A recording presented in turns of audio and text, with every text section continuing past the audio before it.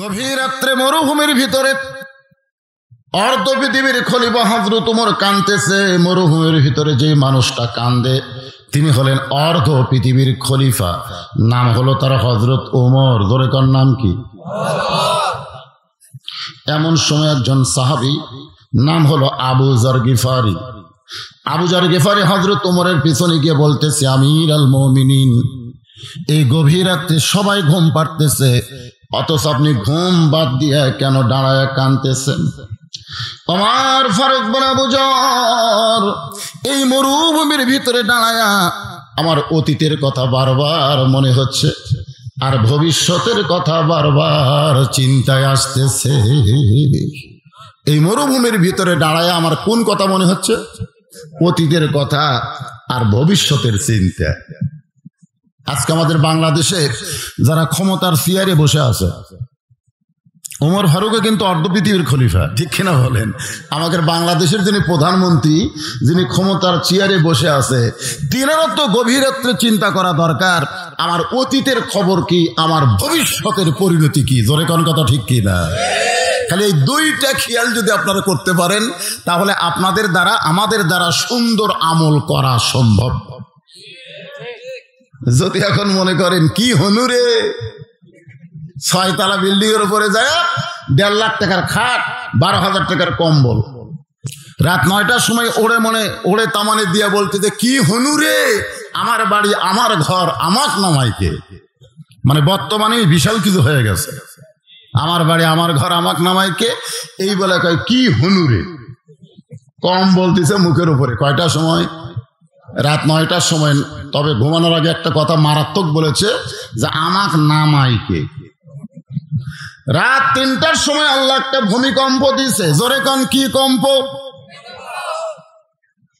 এত ফোর্সে নামছে, কম্বলের মধ্যে লুঙ্গি খোলা আছে, ওই লুঙ্গিটাও পর্যন্ত পরার টাইম পাই নাই। তাহলে তোমার বর্তমান হলো 6 তলা বিল্ডিং এর উপরে 1.5 লাখ টাকার খাট আর 12,000 টাকার কম্বল, আর তোমার ভবিষ্যৎ হলো ন্যাংটা হইয়া নামা। কথা কল না কি হনুরে।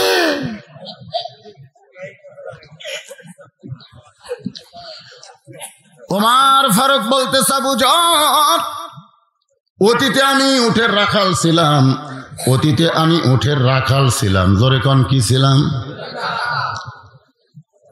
যখন উঠ চড়ানোর পরে বাড়িতে যাইতাম, আমার বাবা মাথার চুল টেনে বলতো, ওমর, তোমার মাথার চুলের মধ্য থেকে উটের পেশাবের গন্ধ আসতেছে, তোমার দেহ থেকে উটের পায়খানার গন্ধ আসতেছে। ওমর ফারুক বলে, বাবা, উট চড়াইতে চড়াইতে আমার চোখে ঘুম ধরতেছিল, আমি ঘুমিয়ে গেছিলাম বাবা। আমি যখন ঘুমায় গেছি তখন উট পেশাব পায়খানা করেছে, তার ছিটা ফোঁটা আমার শরীরের মধ্যে ঢুকেছে। উমরের বাবা তিরস্কার করে বলে, তুই গাধা, তুই গাধা, তুই গাধা, তুই গাধা। যে উমরকে তার বাবা গাধা গাধা বলে তিরস্কার করেছে, আজকে সেই ওমরকে আল্লাহ অর্ধ পৃথিবীর খলিফা বানাইছে। এটা ওমরের যোগ্যতাই নয়, এটা কেবল মাত্র আল্লাহর কোরআনের ওসিলায়। লিল্লাহে তাকবীর। এজন্যই কোরআনের শুরুতে আল্লাহ বলেছে সূরা বাকারা। কোরআনের শুরুতে যে সূরা নাম কি? বাকারা। আর কোরআনের শেষে যে সূরা নাস। তার মানে কি? এই কোরআনের পশ্চাতে যদি কোনো গরু আসে, সেই গরুকে আল্লাহ কোরআনের দ্বারা মানুষ বানায় দিবে। জোরে কোন সুবহানাল্লাহ। যে ওমরকে তার বাবা গাধা গাধা বলে তিরস্কার করেছে, এই কোরআনের ওসিলায় সেই ওমরকে আল্লাহ অর্ধ পৃথিবীর খলিফা বানাইছে।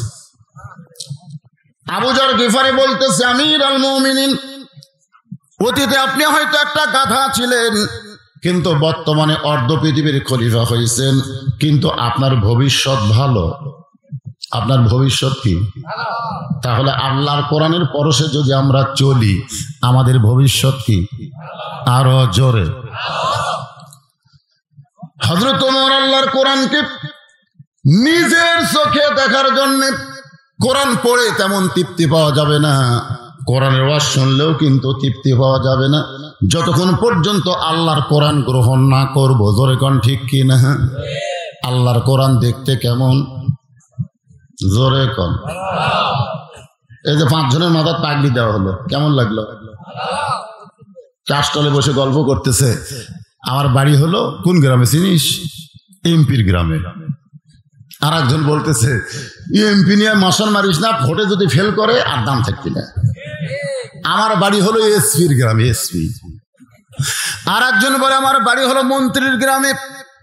এক একজনের নাম বলতেছে, কিন্তু ওর গ্রামে 10টা হাফেজ আছে, একটা বারও বলে না আমার বাড়ি হলো হাফেজের গ্রামে। কারণ বাংলার মুসলমান এমপি চিনেছে, মন্ত্রী চিনেছে, এসপি চিনেছে, এখন পর্যন্ত আল্লাহর কোরআনকে চিনে নাই। কোন গ্রাম দিয়ে যদি এসপি হেঁটে যায়, ওই গ্রামের তেমন কিছুই হবে না। ওই গ্রাম দিয়ে যদি এমপি হেঁটে যায়, মন্ত্রী হেঁটে যায়, গ্রামের কিছুই হবে না। কিন্তু কোরআনের হাফেজ যদি হেঁটে যায়, ওর জুতার পরশে আল্লাহ কবরে আযাব কিছুদিনের জন্য মাফ করে দেয়। আমাদের বাংলাদেশে আমরা আলেম হাফেজকে গুরুত্বই দেই না। কেন দেই না? কারণ এই কোরআনকে এখন পর্যন্ত আমরা চিনতে পারলাম না। হযরত ওমর ছদ্মবেশে আল্লাহর কোরআনকে দেখার জন্য, কোরআন কত সুন্দর, কোরআনের কত ক্ষমতা, এইটা দেখার জন্য মদিনার অলি গলি ঘুরতেছেন। হঠাৎ হযরত ওমর দেখতে পায় 2 পাহাড়ের মাঝখানে একটা গিরিপথ। জোরে বলেন কি পথ? গিরিপথ বোঝেন? 2 দিকে পাহাড়, মাঝখানে একটা সরু রাস্তা। এই সরু রাস্তা গিরিপথের ভিতর দিয়ে একটা মেয়ে খুব ধীর গতিতে হেঁটে হেঁটে আসতেছে। একটা মেয়ে খুব ধীর গতিতে। মেয়েরা যখন রাস্তা চলবে তখন তারা জোরে চলতে পারবে না, এদের গতি হবে ধীরে। জোরে কোন কি? আপনারা বলেন তো, পুরুষদেরকে আল্লাহ যেরকম অঙ্গ প্রত্যঙ্গ দিছে, মেয়েদের কিন্তু কিছুটা আলাদা আছে না নাই? জোরে কোন আছে না নাই? অনেক লোক বলে হুজুর নারী পুরুষের নামাজ কি একরকম নাকি? নারী এবং পুরুষ এক রকমের নামাজ পড়বে। কারণ সল্লু রাআইতুমুনি কামা উসাল্লি, আমি নবী যেইভাবে নামাজ পড়েছি তোমরা সেইভাবে নামাজ পড়ো। এই হাদিসটা কি শুধু পুরুষের জন্য না নারীদের জন্য? আমাদের আহলে হাদিস ভাই যারা আছে তারা বলে নারী পুরুষ একই রকমের নামাজ পড়বে। আপনারা বলেন তো, পুরুষের যেই রকম অঙ্গ প্রত্যঙ্গ, নারীদের কি সেই রকম অঙ্গ প্রত্যঙ্গ নাকি? কিছুটা বৈষম্য আছে না নাই? জোরে কোন আছে না নাই? পুরুষরা যখন হাঁটবে তখন তাদের 2টা হাত ঝুলানো থাকবে, মার্চ করতে করতে হাত মারবে আর হাঁটবে। কিন্তু নারীরা যখন হাঁটবে তখন তাদের হাত ঝুলানো চলবে না, কারণ তাদের দেহের মধ্যে এমন কিছু আছে যে জিনিসটা পুরুষকে আকর্ষিত করে। জোরে কোন কথা ঠিক কি না? হযরত ওমর তাকায় দেখে 2 পাহাড়ের মাঝখান দিয়ে একটা সুন্দরী মেয়ে ধীর গতিতে হেঁটে হেঁটে আসতেছে। ওমর ফারুক আল্লাহর শুকর আদায় করলেন, আলহামদুলিল্লাহ, আলহামদুলিল্লাহ, আল্লাহ তোমার দুনিয়ায় এত সুন্দরী একজন মেয়ে। হয়তো আপনারা বলবেন হুজুর সুন্দরী মেয়ে দেখলে আল্লাহর শুকর আদায় করতে তো হযরত ওমর, তাহলে সুন্দরী মেয়েকে দেখা যাবে। ওমর ফারুক মেয়েটার চেহারা দেখে সুন্দরী বলতেছেন না, মেয়েটার আপাদ মস্তক আল্লাহর আইন পর্দা দেখে তিনি মেয়েটাকে সুন্দরী বলতেছেন। কারণ মেয়েটা যদি দেখতে কালো হয়, মেয়েটা যদি দেখতে খাটো হয়, এরপরও আল্লাহর আইন পর্দা যদি মেনে চলে, আল্লাহর ইসলাম কেবলমাত্র তাদেরকেই সুন্দরী মেয়ে বলে। আপনারা বলেন তো সুন্দরী মেয়েকে? আপনারা বলবেন না, এই যে এই ফুচকারা বলতে পারবে। যদি বলা হয় সুন্দরী মেয়েকে, বলবে পরিমণি। লুঙ্গি ড্যান্স দেয় না, লুঙ্গি ড্যান্স। পর্দানিশী নারী যারা, আপনার বলবেন বিশ্ব সুন্দরী তারা, বলতে পারবেন না ভাইজান? হ্যাঁ, পর্দানিশী নারী যারা। আর সেই বলবো বেপর্দা নারী যারা, আপনার বলবেন বিশ্ব বেহায়া তারা, বলতে পারবেন? বেপর্দা নারী যারা। ওমর ফারুক মেয়েটার নিকটে গিয়া মেয়েটার দিকে তাকায়া, মেয়েটার দিকে এরকম তাকায়া কি মনে হয়? কুল্লিল মুমিনিনা ইয়াগুদ্দু মিন আবসারিহিম, যারা প্রকৃত মুমিন হবে তারা কোনো মেয়ে মানুষের দিকে তাকাবে না, তাদের নজর থাকবে নিচের দিকে। সুবহানাল্লাহ কোন না কেন? আজকে বাংলাদেশে আল্লাহর কোরআনের আইন যদি সরকার চালু করে দেয়, একটা মেয়ে মানুষ ধর্ষিত হবে, কিন্তু সরকারের আইন দিয়ে নারী নিরাপত্তা দিবার চায়, আল্লাহর কোরআনের আইন চালু হয় না। যতই আইন করো নারী নিরাপত্তা দেওয়া যাবে না। নারী নিরাপত্তা দিবার গেলে আমার আল্লাহর কোরআনের আইন চালু করতে হবে। ওমর ফারুক বললেন, মা, এই নির্জন পথে তুমি একা একা চলতেছ, তোমার সামনেও কোনো মানুষ নাই, পিছনেও কোনো মানুষ নাই। ওমর ফারুক মেয়েটাকে লক্ষ্য করে বলতেছে, এই নির্জন পথে তুমি একা একা চলতেছ, তোমার সামনেও কোনো মানুষ নাই, পিছনেও কোনো মানুষ নাই, তোমার অন্তরে কি কোনো ভয় ডর হয় না? মেয়েটা বলে, পথিক, তুমি কি হযরত ওমরকে চেনো? সুবহানাল্লাহ কবেন না? মেয়েটা হযরত ওমরকে বলতেছে, পথিক, তুমি কি হযরত ওমরকে চেনো? যদি ওমরকে চিনতে তাহলে এরকম বেসাইজা কথা বলতা না। কারণ যেদিন থেকে হযরত ওমর আল্লাহর কোরআন দিয়া রাষ্ট্র চালায়, সেদিন থেকে পৃথিবীর এক প্রান্ত থেকে আর এক প্রান্তে একটা মেয়ে যাবে, ওই মেয়েটার কলিজায় কেবলমাত্র আল্লাহর ভয় ছাড়া অন্য কারো ভয় থাকবে না। সেদিন ষোড়শী, বলেন, সেদিন ষোড়শী নির্জন পথে যাবে, কোনো জন কটু কথা কবে না। পথে আর প্রান্তরে সম্পদের মোহে পড়ে খুন আর রাহাজানি হবে না। সবাই বলেন, যদি মেনে চলি কোরআন। সুন্দর আমল যদি করবার চাই, কোরআন ছাড়া করার বুদ্ধি আছে? তাহলে সকলে বলেন, যদি মেনে চলি কোরআন আর রাসূলের বিধান, সকলেই শান্তিতে থাকবে। বাংলার আকাশে কলেমার পতাকা যেদিন দুলবে। ওমর ফারুক বললেন, মা, তুমি যে ধীর গতিতে চলতেছ, আমার মনে হয় তোমার ভিতরে কোনো দুঃখ লুকে আছে। তুমি একজন দুঃখী নারীর মতন হাঁটতেছ, তুমি যে ধীরে ধীরে চলতেছ, আমার মনে হয় তোমার ভিতরে কোনো দুঃখ লুকে আছে। এই কথা হযরত ওমর মেয়েটাকে বলার সঙ্গে সঙ্গে মেয়েটা বলে, পথিক, আসলেই আমি একজন দুঃখী নারী। আজকে 6 দিন হলে হযরত ওমরকে আমি খুঁজে বেড়াই। মেয়েটা বলতেছে, পথিক, আসলেই আমি একজন দুঃখী নারী, আজকে 6 দিন হলে হযরত ওমরকে আমি খুঁজে বেড়াই। ওমর ফারুক বলতেছেন, মা, তুমি কি পাগলি নাকি? যে ওমর অর্ধ পৃথিবীর খলিফা, সেই ওমরকে 2 পাহাড়ের মাঝখানে খুঁজতেছ। ওমরকে যদি পাবার চাও তাহলে বঙ্গভবনে যাও, ওমরকে যদি পাবার চাও তাহলে রাষ্ট্রভবনে যাও, সংসদ ভবনে যাও। 2 পাহাড়ের মাঝখানে ওমরকে খোঁজো। ওমর কি উট ছাগল নাকি যে 2 পাহাড়ের মাঝখানে তুমি তারে খুঁজে পাবা?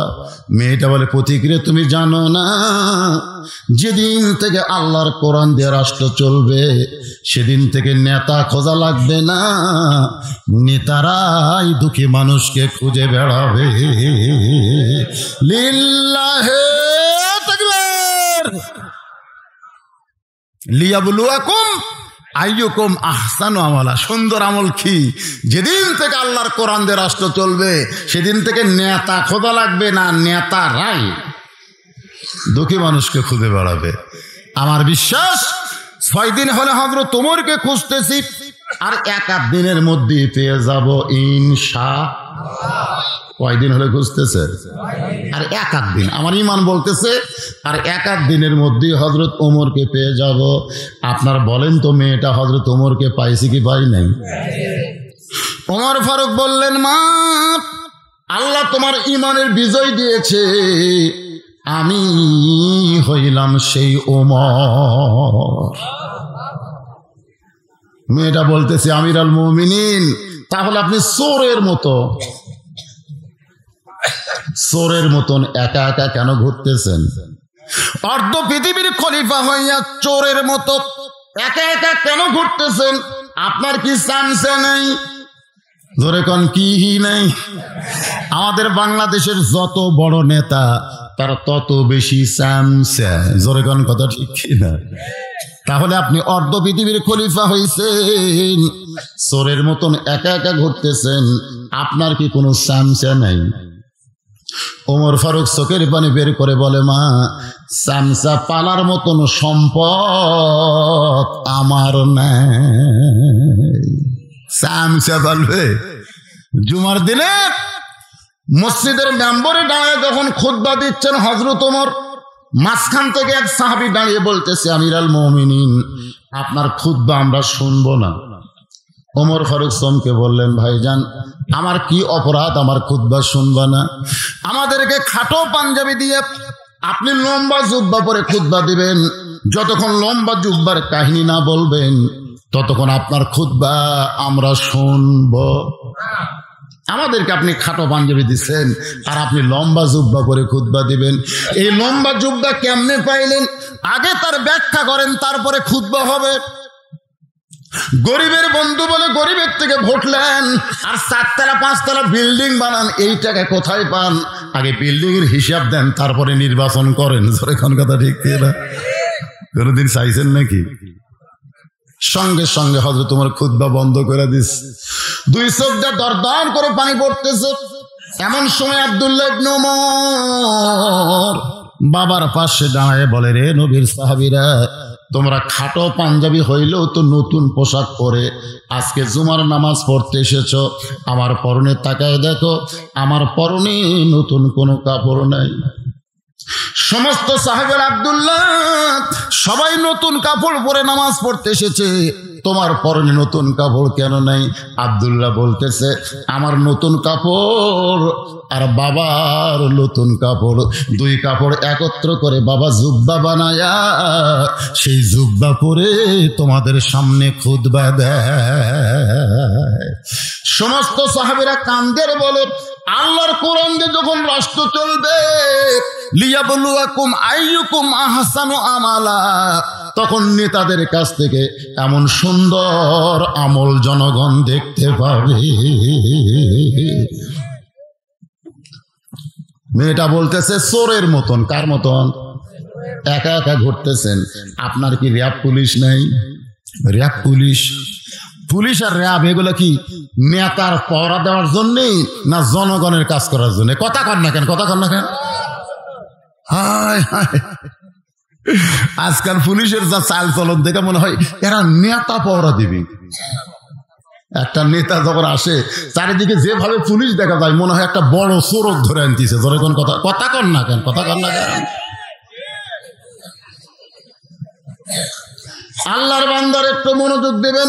ওমর ফারুক সঙ্গে সঙ্গে মেয়েটার সামনে আল্লাহর কোরআন থেকে তেলাওয়াত করলেন, ইন্নামাল মুমিনুনা আল্লাযীনা ইযা যুকিরাল্লাহু ওয়াজিলাত কুলুবুহুম ওয়া ইযা তুলিয়াত আলাইহিম আয়াতুহু যাদাতুহুম ঈমানা ওয়া আলা, বলেন, ওয়া আলা রাব্বিহিম ইয়াতাওয়াক্কালুন। যখন কোরআন দিয়ে রাষ্ট্র চলবে তখন মানুষের ইমানের জজবা এত বেড়ে যাবে, র‍্যাব লাগবে না, পুলিশ লাগবে না, স্বয়ং আল্লাহ পাক তাকে হেফাজত করবে। ধরে কান সুবহানাল্লাহ। ওয়া আলা রাব্বিহিম ইয়াতাওয়াক্কালুন। ওমর ফারুক বললেন, মা, তুমি যে আজকে 6 দিন হলো আমাকে খুঁজতেছো, কি দুঃখ নিয়ে আমারে খুঁজতেছো? এখন তোমার দুঃখের কথাটা একটু আমাকে শোনাও।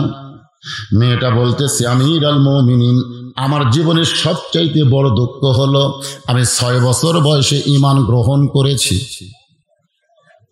আমার জীবনের সবচাইতে বড় দুঃখ হলো আমি 6 বছর বয়সে ঈমান গ্রহণ করেছি। শুধুমাত্র ঈমান গ্রহণ করার অপরাধে আমি 12 বছর জেলখানায় বন্দি জীবন কাটাইছি। আপনারা বলেন তো মেয়েটার অপরাধ কি? শুধুমাত্র ঈমান গ্রহণ করা অপরাধ। আজকে আমাদের বাংলাদেশে যে আলেমেরা জেলের মধ্যে বন্দী আছে, আপনারা বলেন তো তাদের অপরাধ কি? আছে আছে, মারাত্মক মারাত্মক অপরাধ। জয়পুরহাট থেকে এক মুয়াজ্জিন আমারে কইছে, হুজুর কেমন আছেন? আমি কইলাম আলহামদুলিল্লাহ। আমি কইলাম মুয়াজ্জিন সাহেব আপনি কেমন আছেন? কয় নাউজুবিল্লাহ। আমি কইলাম নাউজুবিল্লাহ কেন? বলে হুজুর আযান হচ্ছে, আকামত হচ্ছে, কিন্তু ইমাম নাই। আযান আকামত হয়, ইমাম নাই কেন? বলে ইমাম কোন জায়গার যে পলাইছে হুজুর, পুলিশ ইমামকে খুঁজতেছে, যার কারণে ইমাম পলাইছে। তা আমি কইলাম পুলিশ ইমামকে কেন খোঁজে? ইমাম কি হিরোইন বেচে? ইমাম কি গাঁজা খায়? ইমাম কি সুদের ব্যবসা করে? মুয়াজ্জিন বলে হুজুর আজে বাজে কথা বলেন কেন? আমাদের 3 পাড়ার মতন ইমামের চাইতে ভালো মানুষ কেউ নাই। তার মানে সেই ভালো মানুষকে পুলিশ খোঁজার কারণ কি? মুয়াজ্জিন কয় আমি তো জানি না হুজুর। আমি জানা লাগবে রে ভাই, তুমি আজান দাও, খেলে আজান দিলে হবে? একটু জানার দরকার আছে না নাই? জোরে কেন আছে না নাই? মুয়াজ্জিন 2 দিন পর আমাকে বলছে যে হুজুর ইমামের মারাত্মক দোষ আছে। এই তো যে সমস্ত আলেমেরা জেলখানায় বন্দী আছে ওদের মারাত্মক দোষ আছে। তা আমি কইলাম ভাই সে মারাত্মক দোষটা কি? মুয়াজ্জিন বলতেছে মারাত্মক দোষ হলো ইমাম বিশ্বাস করে শুধু মসজিদ আল্লাহর ঘর নয়, গোটা বাংলাদেশ আল্লাহর। আপনার কোন তো এই বিশ্বাস কি ইমামের খুবই খারাপ? ইমাম বিশ্বাস করে শুধু মসজিদ আল্লাহর নয়, গোটা বাংলাদেশ আল্লাহর। শুধু মসজিদ ভালো রাখলে হবে না, গোটা বাংলাদেশকে ভালো রাখতে হবে। আর গোটা বাংলাদেশকে ভালো রাখতে গেলে মানুষের আইন দিয়ে ভালো করা সম্ভব না, আল্লাহর আইন দিয়ে ভালো করতে হবে। ইমাম গোপনে গোপনে আল্লাহর কোরআনের দল করে, এই খবর কে যেন থানায় দিছে, তখন থেকে পুলিশ ইমামকে খুঁজতেছে। ইমামের মারাত্মক দোষ হলো ইমাম আল্লাহর দল করে। কথা কন না, বোবা শয়তান হয়ে মরবেন। কথা কন না, বোবা শয়তান। মরার আগে মাছটা ডাবে দেবি রে, মাছটা ডাবে দেবে, হাত পাও সব ঠিক থাকবে, কিন্তু জবান থাকবে না। সবাই এসে দেখবে আর বলবে হাত লড়ে, পা লড়ে, চোখ লড়ে, এই মুখ লড়ায় না। তার মানে হচ্ছে ঠিক কর না যে দেখা দেবে। আল্লাহ রাসূল বলেছেন কোন ব্যক্তি সারা জীবন যদি পাপ করে আর মরার আগে কলমা কইতে কইতে যদি মারা যায়, শুধু এক কলমা উচ্চারণ কারণে তার জীবনের সব পাপ আল্লাহ মাফ করে দিবে। সুবহানাল্লাহ, তো ভালোই জোরে বলেন।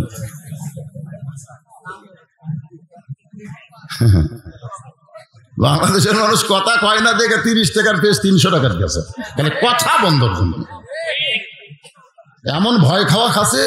কথা বললে পুলিশ ধরবি, পুলিশ ধরার ভয়ে তুমি কথা বন্ধ করো, 2-4 দিন পর তোমাকে আজরাইল ধরবি। জোরে কোন কথা ঠিক না? আজরাইল ধরবি। পুলিশ ধরলে তো টাকা দিয়ে বের হওয়া যায়। আমাকে বহু ধরছে, আমি বাড়াছি, অসুবিধা নেই। কিন্তু আজরাইল ধরলে তো আপনাদের কাছে কোন ধরার চিন্তা বেশি, পুলিশ না আজরাইল? তো আজরাইল ধরার চিন্তা থাকলে হা করেন। ইনি তো মাইক যা করতেছে, আপনারাও যদি সেটা করেন তাহলে তো হবি না রে ভাই। ওমর ফারুক বললেন, বলো মা কি দুঃখে তুমি আমারে খুঁজতেছ? মেয়েটা বলে আমার জীবনের সবচাইতে বড় দুঃখ হলো আমি 6 বছর বয়সে ঈমান গ্রহণ করেছি। শুধুমাত্র ঈমান গ্রহণ করার অপরাধে 12 বছর আমি জেলখানায় বন্দি জীবন কাটাইছি। সকালবেলা 3টা করে চাবুক, বিকালবেলা 3টা করে চাবুক মারেছে। আমার দেহের এমন কোনো জায়গা নাই যেই জায়গায় চাবুকের আঘাত লাগে নাই। আমিরুল মুমিনিন, আমি যেই দেশের জেলখানায় বন্দী ছিলাম সেই দেশের নাম হলো রোম দেশ। জোরে বলেন, দেশের নাম কি? রোম দেশ। আপনি রোম পারস্য দখল করার পরে আল্লাহর কোরআন দিয়ে রাষ্ট্র চালানো শুরু করলেন। আপনি ঘোষণা করে দিলেন কোরআন দিয়ে যখন কোনো রাষ্ট্র চলবে ওই রাষ্ট্রে জেলখানার কোনো দরকার নাই। জেলখানার দরজাগুলো মুক্ত করে দাও। আপনার আইনের জেলখানার দরজা মুক্ত হলো, কিন্তু আমার দাদা খ্রিস্টান, আমার বাবা খ্রিস্টান, আমার দেশের সবাই খ্রিস্টান। আমি একজন মুমিনা নারী, জেলখানাতে মুক্ত হয়ে আমি কোথায় যাইতে পারি? এ কারণে 6টা দিন হলে 2 পাহাড়ের মাঝখানে আপনাকে খুঁজতেছি। যদি আপনার দেখা পাই তাহলে আপনার কাছে এই দুঃখী মেয়েটা একটু আশ্রয় চায়। ওমর ফারুক চোখের পানি বের করে বললেন, মা আমি তোমাকে আশ্রয় দিবার পারবো না। মেয়েটা কান্দের বলে, আমিরুল মুমিনিন আপনি যদি এই দুঃখী মেয়েকে আশ্রয় না দেন তাহলে আমি যাব কোথায়? ওমর ফারুক বললেন, মা, ঈমান গ্রহণ করার পরে এমন কথা তুমি কেন বলতেছো? তুমি উমরের কাছে আশ্রয় চাইবা না। আশ্রয় যদি পাইতে চাও কেবলমাত্র আল্লাহর কাছে চাও। যে আল্লাহর ঈমান গ্রহণ করেছো, সে আল্লাহর ইসলাম তোমাকে অধিকার দিয়েছে। তোমার অধিকার আছে মা, তুমি কি কও? ইসলামে অধিকার নাই? ধনীদের সম্পদে গরিবের অধিকার নাই? এজরকার আছে না নাই?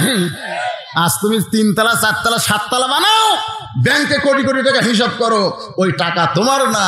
কোটি টাকার মধ্যে 2.5 লাখ টাকা গরিবদেরকে বুঝা না দিলে তুমি জান্নাতে যাবার পারবা না। তুমি যতই হজ করো, তুমি যতই মাদ্রাসা করো, তুমি যতই মসজিদে টাইলস দাও, কাম হবে না। আগে গরিবের 2.5 টাকা দিয়ে তারপরে যা পারো করো। কোরআন দিয়ে যখন রাষ্ট্র চলবে, শতকরা 2.5 টাকা যাকাত দিতেই হবে। জোরে কোন কথা ঠিক? যেদিন থেকে আল্লাহর কোরআন দিয়ে রাষ্ট্র চলবে, সেদিন একটা গরিব মানুষ ধনী বাড়ির দরজায় যাবে না, বরং প্রত্যেকটা ধনী মানুষ গরিবের বাড়ির দরজায় যাবে। গরিবেরা খালি দরজা খুলে বসে থাকবে, গরিবেরা এরকম সিনা টান করে দরজা খুলে বসে থাকবে।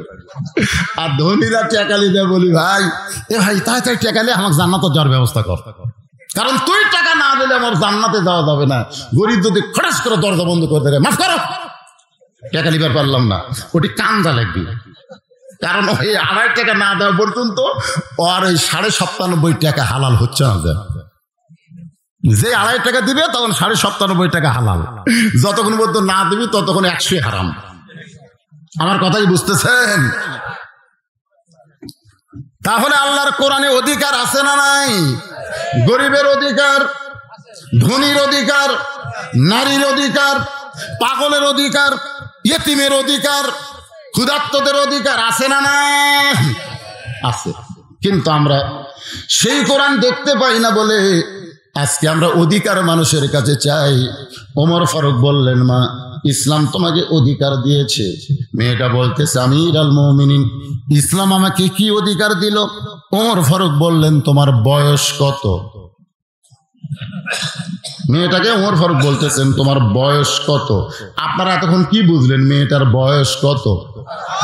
মাশাআল্লাহ। কারণ 6 বছর বয়সে ঈমান গ্রহণ করেছে, 12 বছর জেলখানায় বন্দি জীবন কাটাইছে।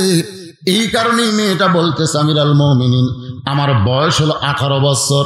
ওমর ফারুক বললেন, মা, 18 বছরের যৌবনা কোনো মেয়ে যদি ইসলামের ভিতরে থাকে, তার 1 নম্বর অধিকার হলো ভালো একটা ছেলের সঙ্গে বিবাহ বসা। বহু অধিকার আছে, তার মধ্যে 1 নম্বর হলো কি বসা? বিবাহ বসা। কারণ বিয়া না বসা পর্যন্ত মানুষের চরিত্রের গ্যারান্টি নেই। আচ্ছা, আমাদের ছেলেরা কত বছর বয়সে বিয়ে করতে চায়? একটা হলো সরকারি আর একটা হলো দরকারি। সরকারি হলো 22 আর মেয়েদের 18 হলো, এটা সরকারি। আর আপনার বলেন দরকারি বয়স কখন? দরকারি যে বয়সে বহু দরকার। এখন যদি আমি দরকারি বয়স বলি তাহলে অনেকেই আমার বিরুদ্ধে কেস করবে, সরকার করে দিয়েছে 22 আর হুজুর কমাচ্ছে কেরা। আপনাদের বিবেকের উপর আমি দিলাম বিচার, দরকারি আর সরকারি। বর্তমান সরকার বাল্য বিয়ে বন্ধ করেছে, কিন্তু বাল্য প্রেম বন্ধ করবার পারেনি। এখন কথা ঠিক না? আমার এলাকায় ক্লাস 3-র একটা ছাত্র ক্লাস 2 এর মেয়েকে নিয়ে বার হয়ে গেছে। এটার নাম হলো বাল্য প্রেম। ধরে কেন, এটার নাম কি? কিন্তু বাল্য বিয়া বন্ধ করছে। বাল্য বিয়া সরকার বন্ধ করছে, কিন্তু বাল্য প্রেম বন্ধ করে নাই। বাল্য প্রেম যতদিন বন্ধ না করবে ততদিন যুবক যুবতীর চরিত্রের কোনো গ্যারান্টি। ওমর ফারুক বললেন, মা, তোমার কোনো অভিভাবক নাই, কারণ তোমার দাদা খ্রিস্টান, তোমার বাবা খ্রিস্টান। যেই দেশে তুমি জন্মগ্রহণ করেছো ওই দেশের সবাই খ্রিস্টান। এই মুহূর্তে তোমার কোনো অভিভাবক নাই। আমি অভিভাবক হইয়া একটা ছেলের খবর দিচ্ছি, মা, দেখো তো ছেলেটা তোমার পছন্দ হয় কি না। মেয়েটা বলতেছে ছেলে কিন্তু ভালো হওয়া লাগবে। ওমর ফারুক বললেন 1 নম্বর ভালো, খালি ভালো। মেয়েটা যদি বলতো ছেলেটা কিন্তু সুন্দর হওয়া লাগবে, জোরে কোন কি হওয়া লাগবে? সুন্দর একজন বাংলাদেশে আছে, তার নাম হলো শাকিব খান, আর ভালো একজন আছে, তার নাম হলো নাজমুস সাকিব।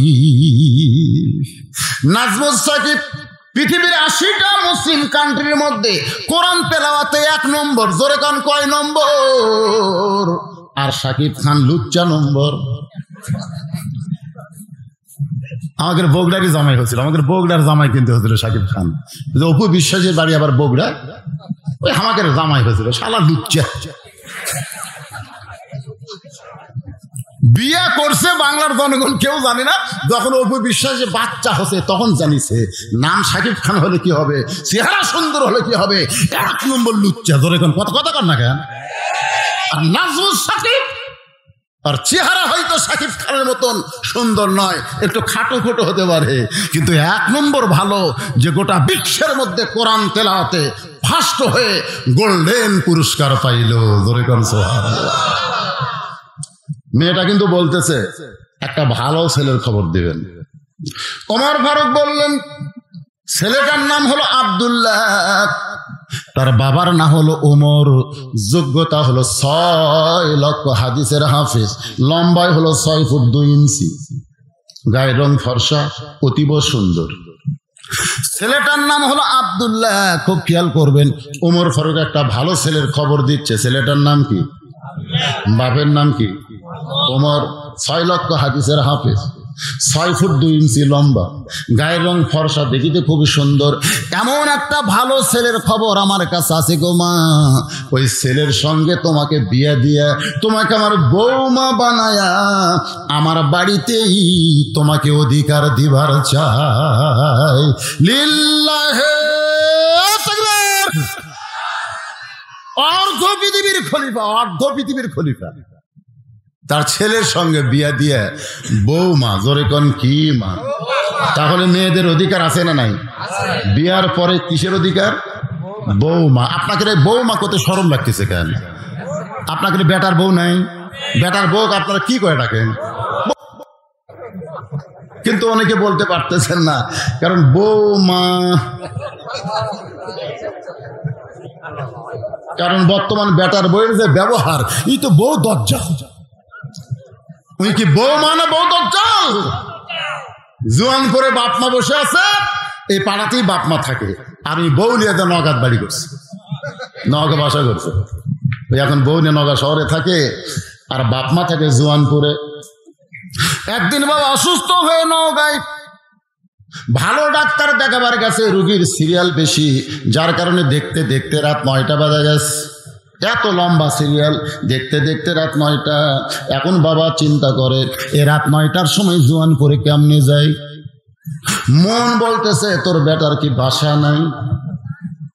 9টার সময় জোয়ানপুরে যাওয়া লাগবে কেন? বেটার বাসায় যা, ছেলের বাসায় যা।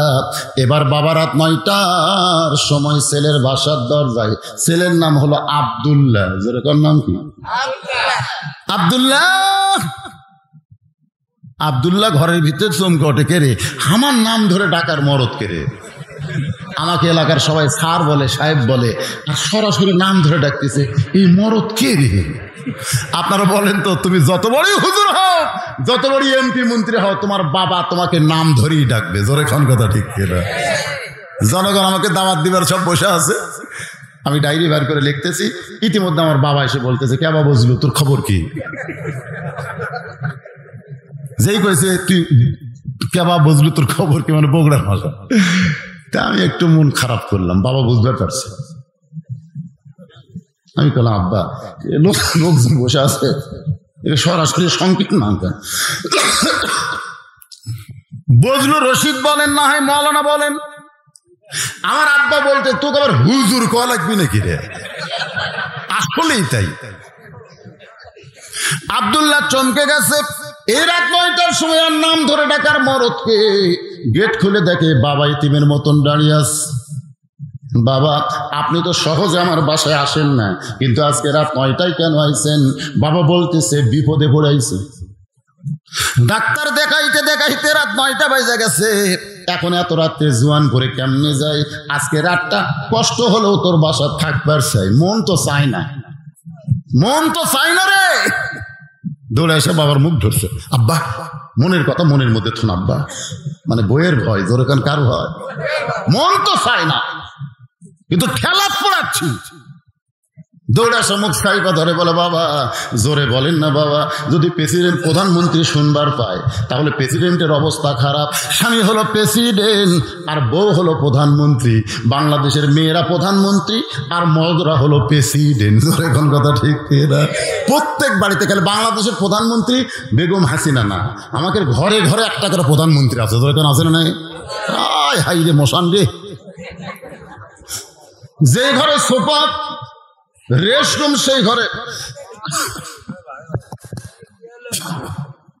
বাবাকে বসায় বলে, বাবা একটু ধৈর্য ধরেন। বাবাকে বসায় বলতেছে, বাবা একটু ধৈর্য ধরেন। বাবা যখন রেস্টরুমে বসে আছে এমন সময় আব্দুল্লাহ চুপি চুপি বইয়ের কাছে, বউ দেখে ওরে তো মানে কম্বল দিয়ে শুয়ে আছে, কানের কাছে ফিসফিস করে বলতেছে, বাবা আইছে। কোনোদিন আসে না, বুঝলে না, আজকে হঠাৎ আসছে। বলছিল আসলে তো আমি কি করবো? আব্দুল্লাহ কয়, দুই দিকে বিপদ, বাপেরও ভয় বইয়েরও ভয়, একটু আসতে করে, আব্বা শুনবে। কি বলা লাগবে? আইসা খাবার দাও। আব্দুল্লাহ বলে, তুমি একটু খাবার দাও। বলে, আমার মাজা বেদনা, পিঠ শিরশির করতেছে, আমি কম্বল থেকে উঠবার পারবো না, যদি পারো তাহলে তুমি খাবার দাও। বাবা চিল্লায় বলে, আব্দুল্লাহ আমার অসুস্থ বউরে তুই কষ্ট দিস না বাবা, আমার অসুস্থ বউ মারে তুই কষ্ট দিস না, আমার খাওয়া লাগবে না বাবা, আমি খালি থাকার জন্য আইছি। তুই কি মনে করিস আমি খাইনি? নওগাঁর হোটেলের দরজা খোলা আছে রে, কিন্তু আমার থাকার কোনো জায়গা নাই।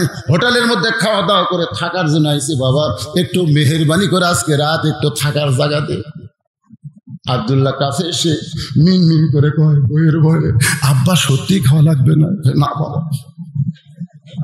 বাবা না খাইয়ে রাত 9টার সময় ঘুমায় গেছে। আব্দুল্লাহর মনের মধ্যে অশান্তি, এতদিন পরে বাবা আসলো আর বইয়ের কারণে বাবার খাওয়া হইল না। আপনারা বলেন তো, ছেলের মধ্যে বাবার মধ্যে দয়া আছে না নাই? ওই দজ্জাল, এই দজ্জালের কারণে কি করবে?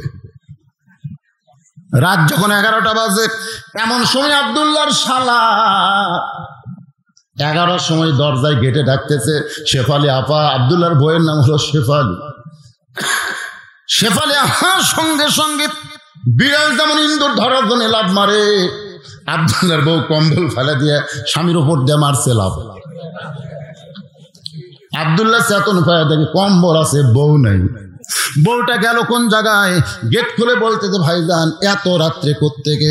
বলে, ক্যারাম বোর্ড খেলতে খেলতে রাত হয়ে গেছে আপা, আমি একটু ঘুমাবার চাই।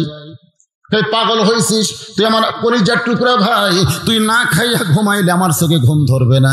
বল ডাইনিং টেবিলের চেয়ারে বসানোর পরে মাছ গরম, গোস্ত গরম, ভাত গরম, সব গরম করে ভাইয়ের সামনে দিয়ে বলতে যে, খাবাই খাবাই, তুই না খাইলে আমার কলিজার মধ্যে শান্তি নাই। আব্দুল্লাহ ঘরের ভিতর থেকে চিন্তা করে, আমার বাবা না খাইয়া ঘুমায় গেল, তোর মাজা বেদনা, পিঠ শিরশির করে, এখন ভাইয়ের সামনে খাবাই খাবাই, তুই না খাইলে আমার শান্তি নাই। বার হয়ে দেখে 5 তরকারি গরম ভাত, শালার মাথায় বইয়ের হাত।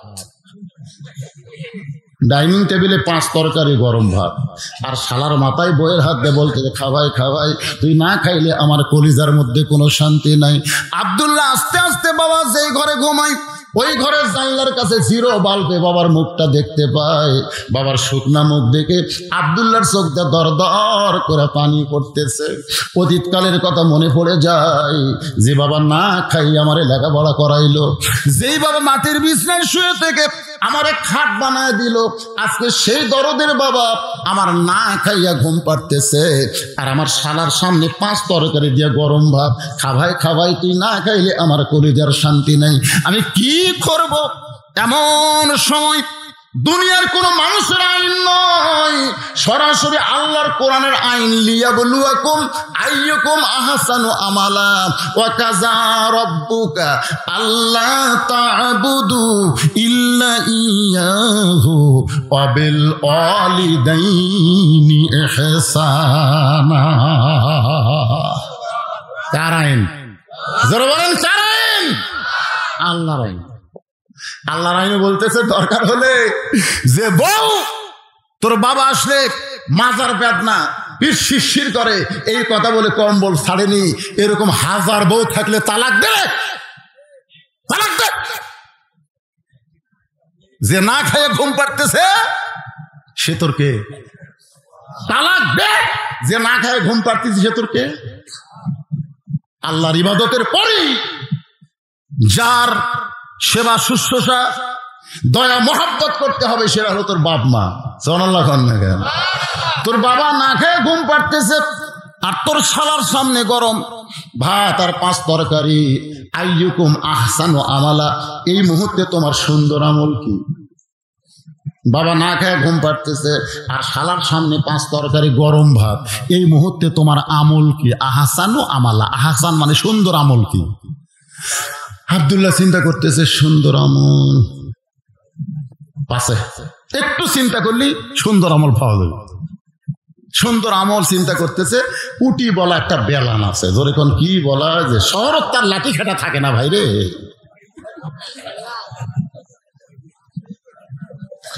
মাত্র 3 পা হাত একটা বেলান, কি করব?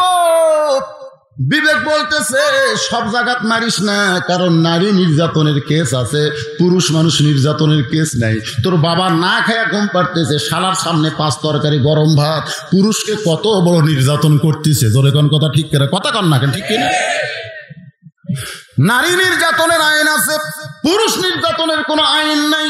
এই জন্য বিবেক বলতেছে জাগা মতো মার, পিছন থেকে তাকায় দেখ উঁচু হয়ে আছে, এই উঁচু জায়গায় একটা বাড়ি মারবি 1টা হজের সওয়াব, 2টা বাড়ি মারবি 2টা হজের সওয়াব, 3টা বাড়ি মারবি 3টা হজের সওয়াব। তবে কাজটা শুরু হবে বিসমিল্লাহ দিয়া। ধরে কোন কি দিয়া? কারণ এই সময় বইয়ের পাছার উপর বাড়ি মারা হলো ইবাদত। এ কথা কন না কেন? ইবাদত। আইয়ুকুম আহসানু আমালা, এটা হলো সুন্দর আমল। আল্লাহর বান্দা একটু খেয়াল করবেন, বাবার মুখের দিকে তাকায় আবার শালার টেবিলের দিকে তাকায়, 5 তরকারি গরম ভাত দেখে আব্দুল্লাহ চুপি চুপি, বিড়াল যেমন ইন্দুর ধরে, বিড়াল যেমন কি ধরে? ইন্দুর ধরে, ওই বেলানটা কোলের মধ্যে নিয়ে চুপি চুপি বইয়ের পাশে দাঁড়াইছে। বইয়ের কোনো খেয়াল নাই, খালি ভাইকে বলতেছে আর 1 টুকরা খা।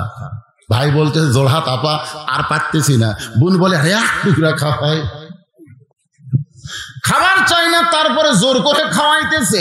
এমন সময় আব্দুল্লাহর রাগ আরো বেশি হইয়া বিসমিল্লাহ বলে উঁচু জায়গার উপরে পিছন দিকে যে জায়গা আছে যেখানে মারলে পুলিশকে দেখানো যাবে, গ্রামের কোনো বিচারক বউ দেখাতে পারবে, আমার এই জায়গাত মারিছে কাপড় খুলে দেখাতে পারবে। বিবেক বলতেছে জায়গা মতো মার, দেখাবার যান না পারে। বিসমিল্লাহ বলে এত জোরে একটা বাড়ি মারছে, বউ দৌড়, শালাও দৌড়। শালা চিল্লায় বলে দুলা ভাই এই গভীর রাত্রে আমার বোনকে মারলেন কেন? আব্দুল্লাহ বলে তোর বোন আমার কে হয়? বলে আমার বোন আপনার বউ হয়। তোর বোনকে আমি কত ভালোবাসি তুই জানিস? তোর বোনের জন্য আমার বাপ মা জুয়ান করে সাইডা দেখাবার চাই। এবার শালার হাত ধরে নিয়ে গেছে বাবা যেই ঘরে ঘুমাই, তাকায় দেখে দুলা ভাইয়ের বাপ ঘুম পাড়তেছে। শালা বলে দুলা ভাই আপনার বাবা কখন আইছে? বলে 9টার সময়। তোর বোন কইল মাজা বেদনা পিঠ শিরশির করে, আমার বাবার সামনে খাবার দেয়নি, কম্বল ছাড়ে নাই, আমার বাবা রাগ করে না করে ঘুমাইছে। আর তোর সামনে 11টার পরে 5 তরকারি গরম ভাত, আইয়ুকুম আহসানু আমালা। বললে শালা বল এই মুহূর্তে আমার সুন্দর আমল কি? শালা বলতেছে দুলা ভাই আর একটা মারেন, আর একটা মারেন। এই মানুষের জাত না, এই বাপের আত্মীয় পছন্দ করে কিন্তু শ্বশুরের আত্মীয় 2 চোখকে দেখতে পারে না। ওমর ফারুক বলে মা এই মুহূর্তে তোমার অধিকার হলো আমার আব্দুল্লাহর সঙ্গে তোমার বিয়া দিয়া তোমাকে আমার বৌমা বানায়া আমার বাড়িতেই তোমাকে অধিকার দিবার চাই। সুবহানাল্লাহ কোন মেয়েটা বলতেছে আমির আল মুমিনিন, আপনি কিন্তু বলেছেন একটা ভালো ছেলের সঙ্গে আমার বিয়ে বসার অধিকার আছে। ওমর ফারুক বলতেছে আমার আব্দুল্লাহর চাইতে ভালো কোনো ছেলে তো আমার চোখে পড়ে না। মেয়েটা বলতেছে ভালো করে খোঁজেন, ভালো করে খুঁজেন, দেখেন তো আপনার আব্দুল্লাহর চাইতে ভালো কোনো ছেলে আছে কিনা। ওমর ফারুক বললেন 6 লক্ষ হাদিসের হাফেজ, 6 ফুট 2 ইঞ্চি লম্বা, যেই সুন্দর চেহারা, বাবা হলো ওমর, অর্ধ পৃথিবীর খলিফা, এরপরেও কি তোমার ছেলেটা ভালো মনে হয় না? মেয়েটা বলতেছে আমির আল মুমিনিন, আমি একটা ছেলের নাম বলবো, আপনি চিন্তা করে দেখেন তো সে আব্দুল্লাহ ভালো না সেই ছেলে ভালো। ওমর ফারুক সোনকে বলে মা, তোমার কাছে কোনো ছেলের খবর আছে কিনা? মেয়ে বলতেছে ছেলের নাম হলো হোসাইন, বাবার নাম হলো আলী, মায়ের নাম হলো ফাতেমা, আর নানার নাম হলো মুহাম্মাদুর রাসূলুল্লাহ। এখন আপনি বলেন আব্দুল্লাহ আর হোসাইন এই দুইজনের মধ্যে ভালো কোনটা? না আপনাদের কাছে না, মেয়েটা ওমর ফারুকের কাছে শুনবার চাইছে। আপনি কইলেন একটা ভালো ছেলের সঙ্গে আমার বিয়ে বসার অধিকার আছে, তারা আব্দুল্লাহ ভালো না হোসাইন ভালো? আপনি যদি এই মুহূর্তে বলেন আব্দুল্লাহ ভালো, আব্দুল্লাহর সঙ্গে বিয়ে বসতে আমার কোন আপত্তি। কিন্তু যদি সঙ্গে সঙ্গে ওমর ফারুক চোখের পানি নিয়ে বললেন সাইদুস শাবাবে আহলুল জান্নাহ হাসান হোসাইন রাদিয়াল্লাহু তাআলা আনহুমা, এই দুনিয়াতে যত ভালো ছেলে থাক না কেন, সবচাইতে ভালো ছেলে হলো হাসান আর হোসাইন। কারণ তারা ভালো হওয়ার কারণেই এই দুইটা যুবককে জান্নাতি যুবকদের সর্দার আল্লাহ বানায় দিয়েছে। জোরে কান সুবহানাল্লাহ। মেয়েটা বলতেছে তাহলে হোসাইনের মতন ভালো ছেলে যদি থাকে, আপনার আব্দুল্লাহকে আমি বিয়ে করব কেমনে? তাহলে আমার অধিকার তো ইসলাম দিবার পারল না। ওমর ফারুক বললেন মা, আমার বড় ভুল হয়ে গেছে।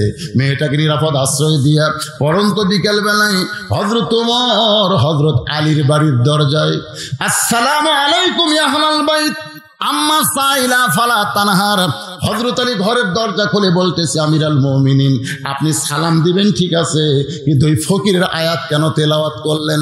আম্মা সাইলা ফালা তানহার, এই আয়াত তেলাওয়াত করার কারণ কি? ওমর ফারুক বলে আলী রে, জীবনে কোনোদিন ঘটকালি করিনি ভাই, আজকে প্রথম বিয়ার ঘটক হয়ে তোমার ঘরের দরজায় তোমার হোসাইনের ব্যাপারে আমি উমর একটু ঘটকালি করবার চাই।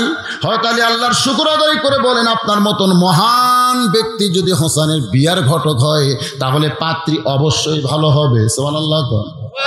ওমর ফারুক বললেন পাত্রীর যোগ্যতা হলো 6 বছর বয়স ঈমান গ্রহণ করেছে, ঈমানের পরীক্ষা দিয়েছে 12 বছর, লিয়াবলুয়াকুম আইয়ুকুম আহসানু আমালা, সবচাইতে সুন্দর আমল হলো শত কষ্টের ভিতরেও ঈমানকে বাঁচিয়ে রাখা। সুবহানাল্লাহ কন্যা গান।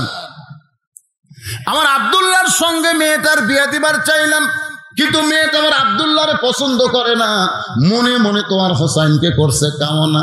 এখন বলো আলী, আমার ঘটকালি কি আল্লাহ কবুল করবে?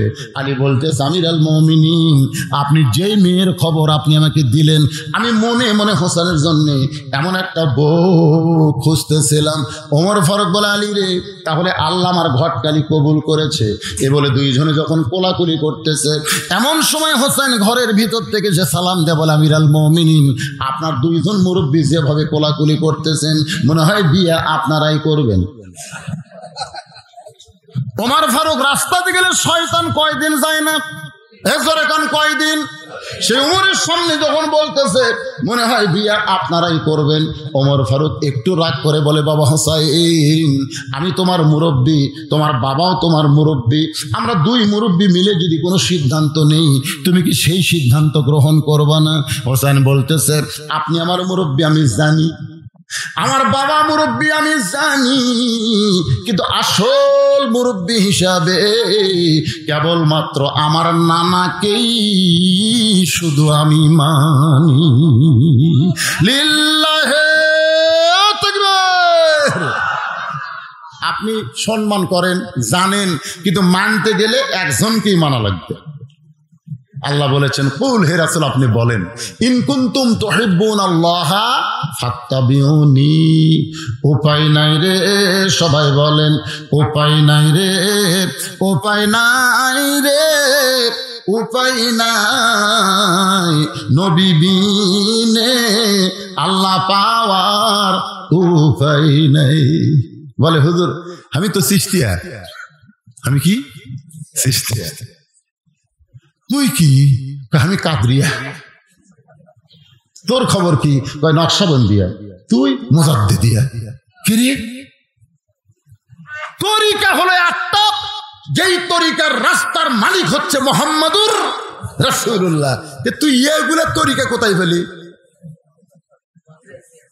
এই জন্য তো রাসূল বলেছেন দল হবে ৭৩টা। ধরে কোন কয়টা? একটা মাত্র দল যাবে জান্নাতে, বাকি সব দল জাহান্নামে চলে যাবে।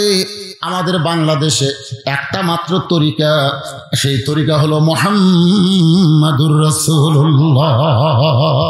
আল্লাহর বান্দারা, হোসেন বলতেছে আপনার দুইজন মুরব্বী আমি জানি, আসল মুরব্বী হিসাবে কেবলমাত্র আমার নানাকেই শুধু আমি মানি। ওমর ফারুক বলে হোসেন তুমি কি বলবার চাও? হোসেন বলতেছে তাহলে একটু মনোযোগ দিয়ে শোনেন। আজ কয়েকদিন আগে আমি স্বপ্নে দেখেছি আমার নানা ঘরের মধ্যে আরাম করতেছে। আমি হুসাইন নানার কাছে গিয়ে দরজায় ঠোকা মারতে, নানা ঘরের ভিতর থেকে বলতেছে হোসাইন এখন দরজা খুলতে পারবো না ভাই, আমি জান্নাতের মধ্যে আরাম করতেছি। আমি হোসাইন চমকে গেলাম, ভাঙ্গা ঘরের মধ্যে নানা কথা বলে, আর সেই নানা জান্নাতে কেমনে আরাম করে? দরজা না খুললে কি হবে? জানালার পাল্লা দিয়ে ভিতর দিকে তাকায় দেখি আমার নানি উরাতকে বালিশ বানায় দিয়েছে, সেই উরাতের ওপরে আমার নানা মাথা দিয়ে শুয়ে আছে। আমার নানি চুলের মধ্যে হাত দিয়ে কি করতেছে। আমি রাগ করে বললাম নানা ভাই, নানির উরাতকে বালিশ বানিয়ে শুয়ে থাকলে কি জান্নাতে থাকা যায়? আল্লাহর নবী বলে হোসাইন রে তুই ছোট্ট মানুষ, তুই বুঝবি না, তুই বুঝবি না। তোর নানির মতন বউ যদি কেউ ঘরে পায়, ওই ঘরটা আল্লাহর জান্নাত হয়ে যায়। আমি তখন থেকে সিদ্ধান্ত নিয়েছি বিয়ে যদি করা লাগে, আমার নানা যেরকম বিয়ে করছে সেই বিয়ে করব। যে নানির কারণে ভাঙ্গা ঘর যদি জান্নাত হয়, তাহলে আমি তো এখনো বিয়ে করিনি, বিয়ে করলে নানার মতোই বিয়ে করব, যেন আমার ভাঙ্গা ঘরটা আল্লাহ বইয়ের কারণে জান্নাত বানায় দেয়। সুবহানাল্লাহ কন্যা। বইয়ের কারণে কিন্তু ঘর জান্নাত হয়, জাহান্নাম হয়। আপনি ঈশার নামাজ পড়ে বাড়িতে গেলেন, নিয়ত করতেছেন আমি তো ঈশার নামাজ মসজিদে পড়লাম, আমার বউ ঈশার নামাজ পড়ে হয়তো কোরআন শরীফ করতেছে, কিন্তু ঘরের মধ্যে পাতে দেখতেছেন হিন্দুদের পূজার বাদ্য করে বাঁচতেছে। আমি সামনে কাদের নামাজ পড়লাম আর আমার ঘরে পূজার বাদ্য কেন? যেই মাত্র ঢুকছেন দেখেন আপনার বউ রিমোট কন্ট্রোল নিয়ে স্টার জলসা দেখতেছে। আর স্টার জলসা দেখার কারণে ওই ভারতের হিন্দু নাটকের পূজার বাদ্য হরি হরি রাম রাম রাম রাম আপনার ঘরের মধ্যে বাজতেছে। এখন আপনারা বলেন আপনার ঘরে কি জান্নাত না জাহান্নাম? কথা কন না কেন, জান্নাত না জাহান্নাম? তাহলে এখন আপনি কি করবেন?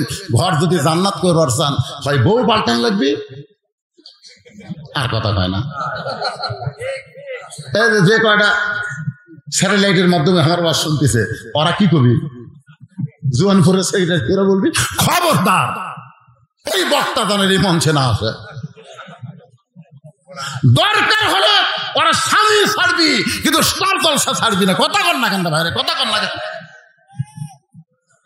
আপনারা বলেন যে নিজের দুই মেয়েকে, নিজের দুই সন্তানকে মা বিষ পান করায় পরকিয়া করছে, এই স্টার জলসার জি বাংলার কারণে। বুঝবার পারতেছেন না? আজকে মুসলমানের ঘরে অশান্তির আগুন দাউ দাউ করে জ্বালাচ্ছে এই হিন্দুদের চ্যানেল, এই ভারতের চ্যানেল। খালি বিশ্বাস না হয় একদিন আপনার বউকে বলবেন আজ থেকে স্টার জলসা দেখা চলবি না। আপনার বউ লব উল্টা করবে, তোর মতন বুড়া দামানো আমার স্বামী দরকার নাই, আমি আর একটু চলে গেলাম। লাইন আগে থেকে করা আছে।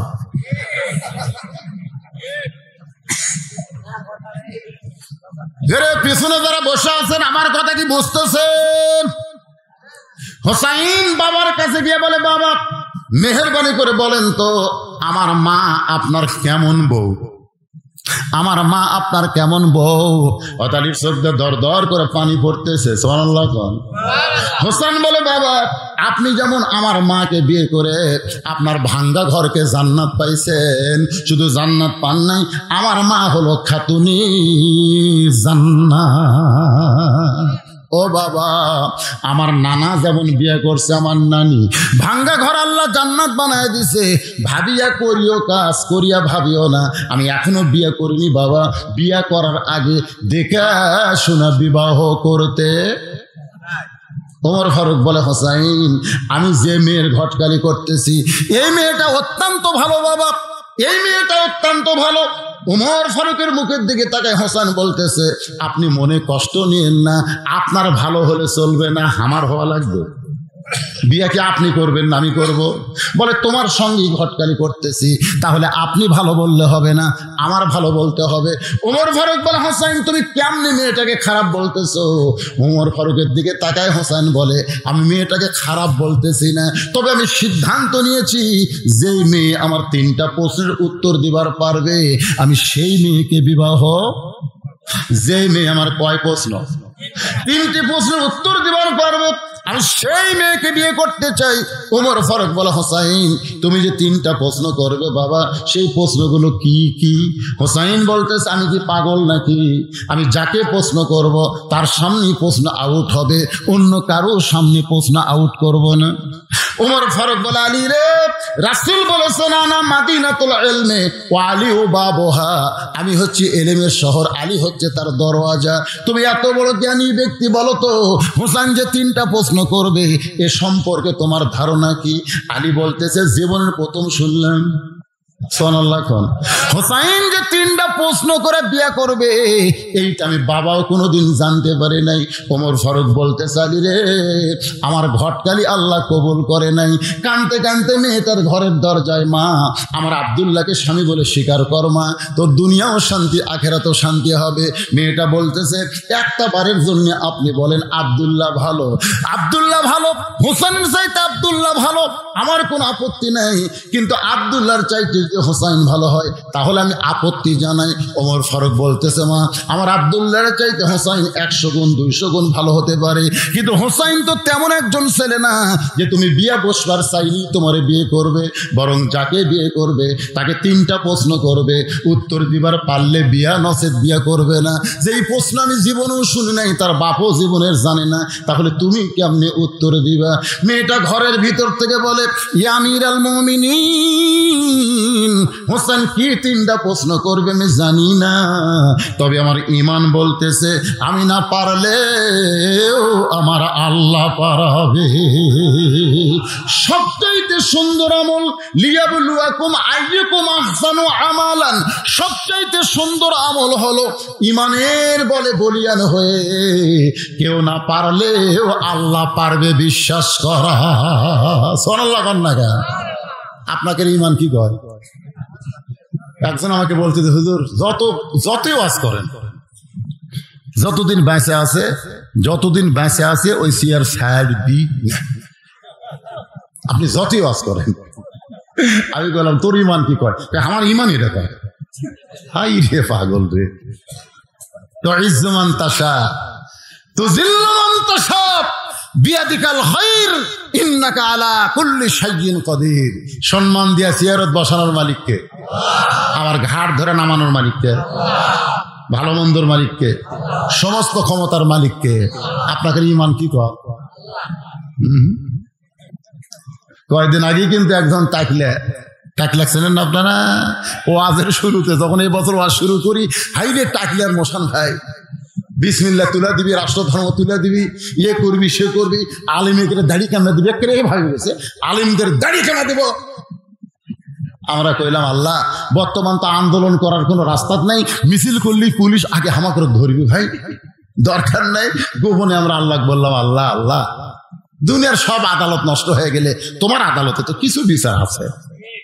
আল্লাহ এমন বিচার করলেন ভাই, বাংলাদেশ থেকে তুলে কানাডা গেল, কানাডা মারলো লাত্তি, দুবাই যে পড়লো, দুবাই 1 লাত্তি মারছে, আবার বাংলাদেশ বিমানবন্দর ফিরে যাচ্ছে।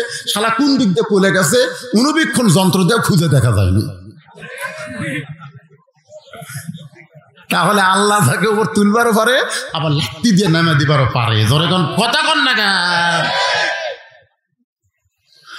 কিছুদিন আগে আফগানিস্তানে সিরিয়ায় যে ইউক্রেনের প্রেসিডেন্ট গুলি করে মুসলমানকে হত্যা করেছে, আজকে সেই ইউক্রেনের প্রেসিডেন্টকে রাশিয়ায় খ্রিস্টান হয়ে মানে বিজাতি হয়ে বিজাতির উপরে গুলি করতেছে। ধরে কোন কথা ঠিক কিনা? আমাকে বলে, হুজুর রাশিয়ার ইউক্রেন যুদ্ধ লাগছে, আপনি কোনটার পক্ষে? আমি কইলাম, পাগলা, দুটাই বেজন্মা। দূরে কোন দুটাই কি বেজন্মা? বোঝে না, দুটাই বেজন্মা, এরকে জন্মের ঠিক নেই। ওরকে পক্ষে যাই হবি, মান্তা সাব্বাবি কওমিন হাহুয়া মিনহু, ওই পক্ষে আল্লাহ জাহান্নামে ঢুকাবি। তো কয়, হুজুর তাহলে কি বলতেছেন? আমি বললাম, মরে পাউস হয়ে যায়, মরে পাউস হয়ে যাক।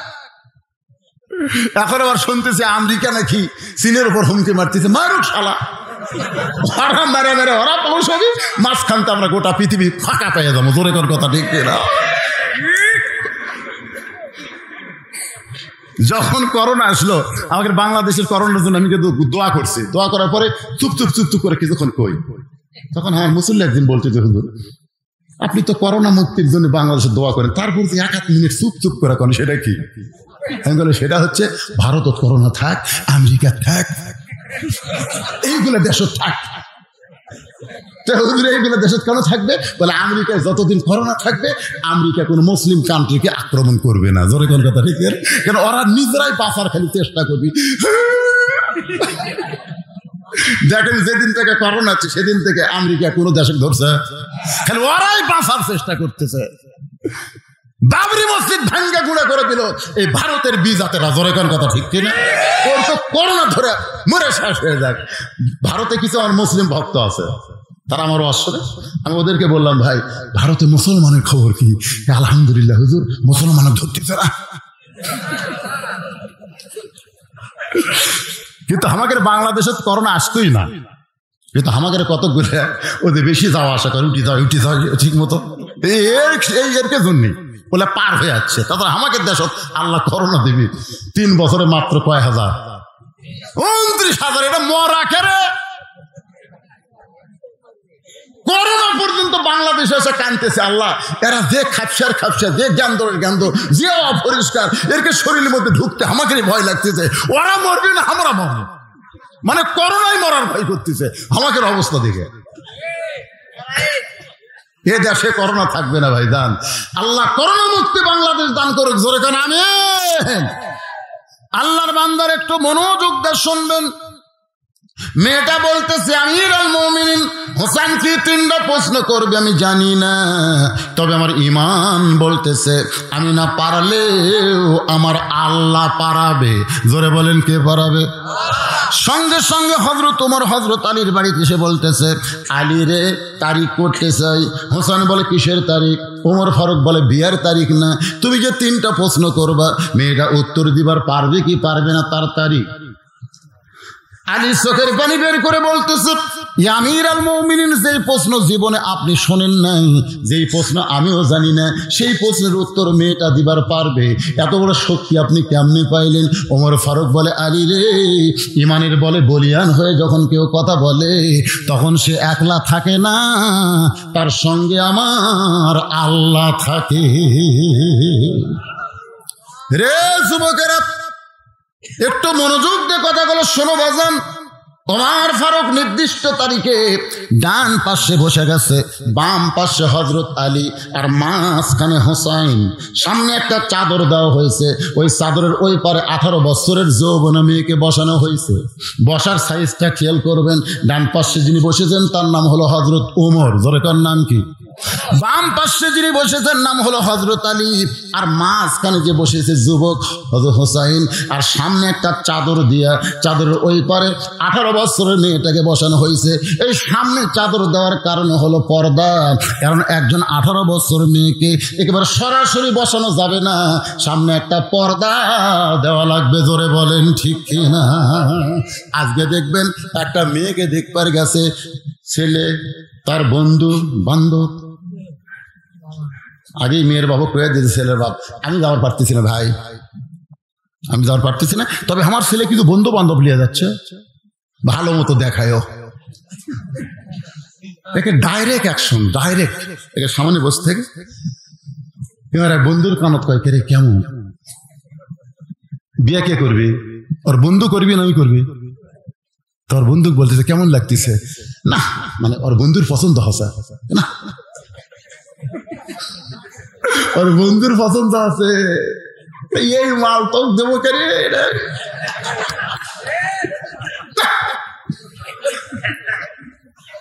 লাভ হলো না। এই মেয়ে কিন্তু দেখ একটা জিনিস খুব খারাপ খেয়াল করছি, মিশেন অসত্য কথা বলবে, ওই তো আর বিয়ে করে কিছুদিন পরে সে এই ছেলের সাথে বিয়ে দিবেন, হিরোইন খায়, মাঝে মাঝে হিরোইন খায়, ওই বন্ধুর দোষ ধরতেছে হিরোইন খায়। মেয়ের বাপ কইছে বাচ্চি বাবা তাহলে তুমি করো, বিয়ে করে হয়েছে রে। ঘটনা সত্য, এরকম ঘটনা ঘটছে। বন্ধু বান্ধব নিয়ে মেয়ে দেখা যাবে না, কেবলমাত্র ছেলে দেখতে হবে। ধরে কোন কথা ঠিক? এমনকি ছেলের বাপও জায়েজ না, ছেলের বাপও জায়েজ না। আমার এলাকার এক বাপ 30-35টা দেখছে, দেখে আমার কয় হুজুর এত দেখতেছি। আমি বললাম কি দেখতেছে ভাই? হচ্ছে না হুজুর, পছন্দ হচ্ছে না। আমি বললাম কেমনে দেখো?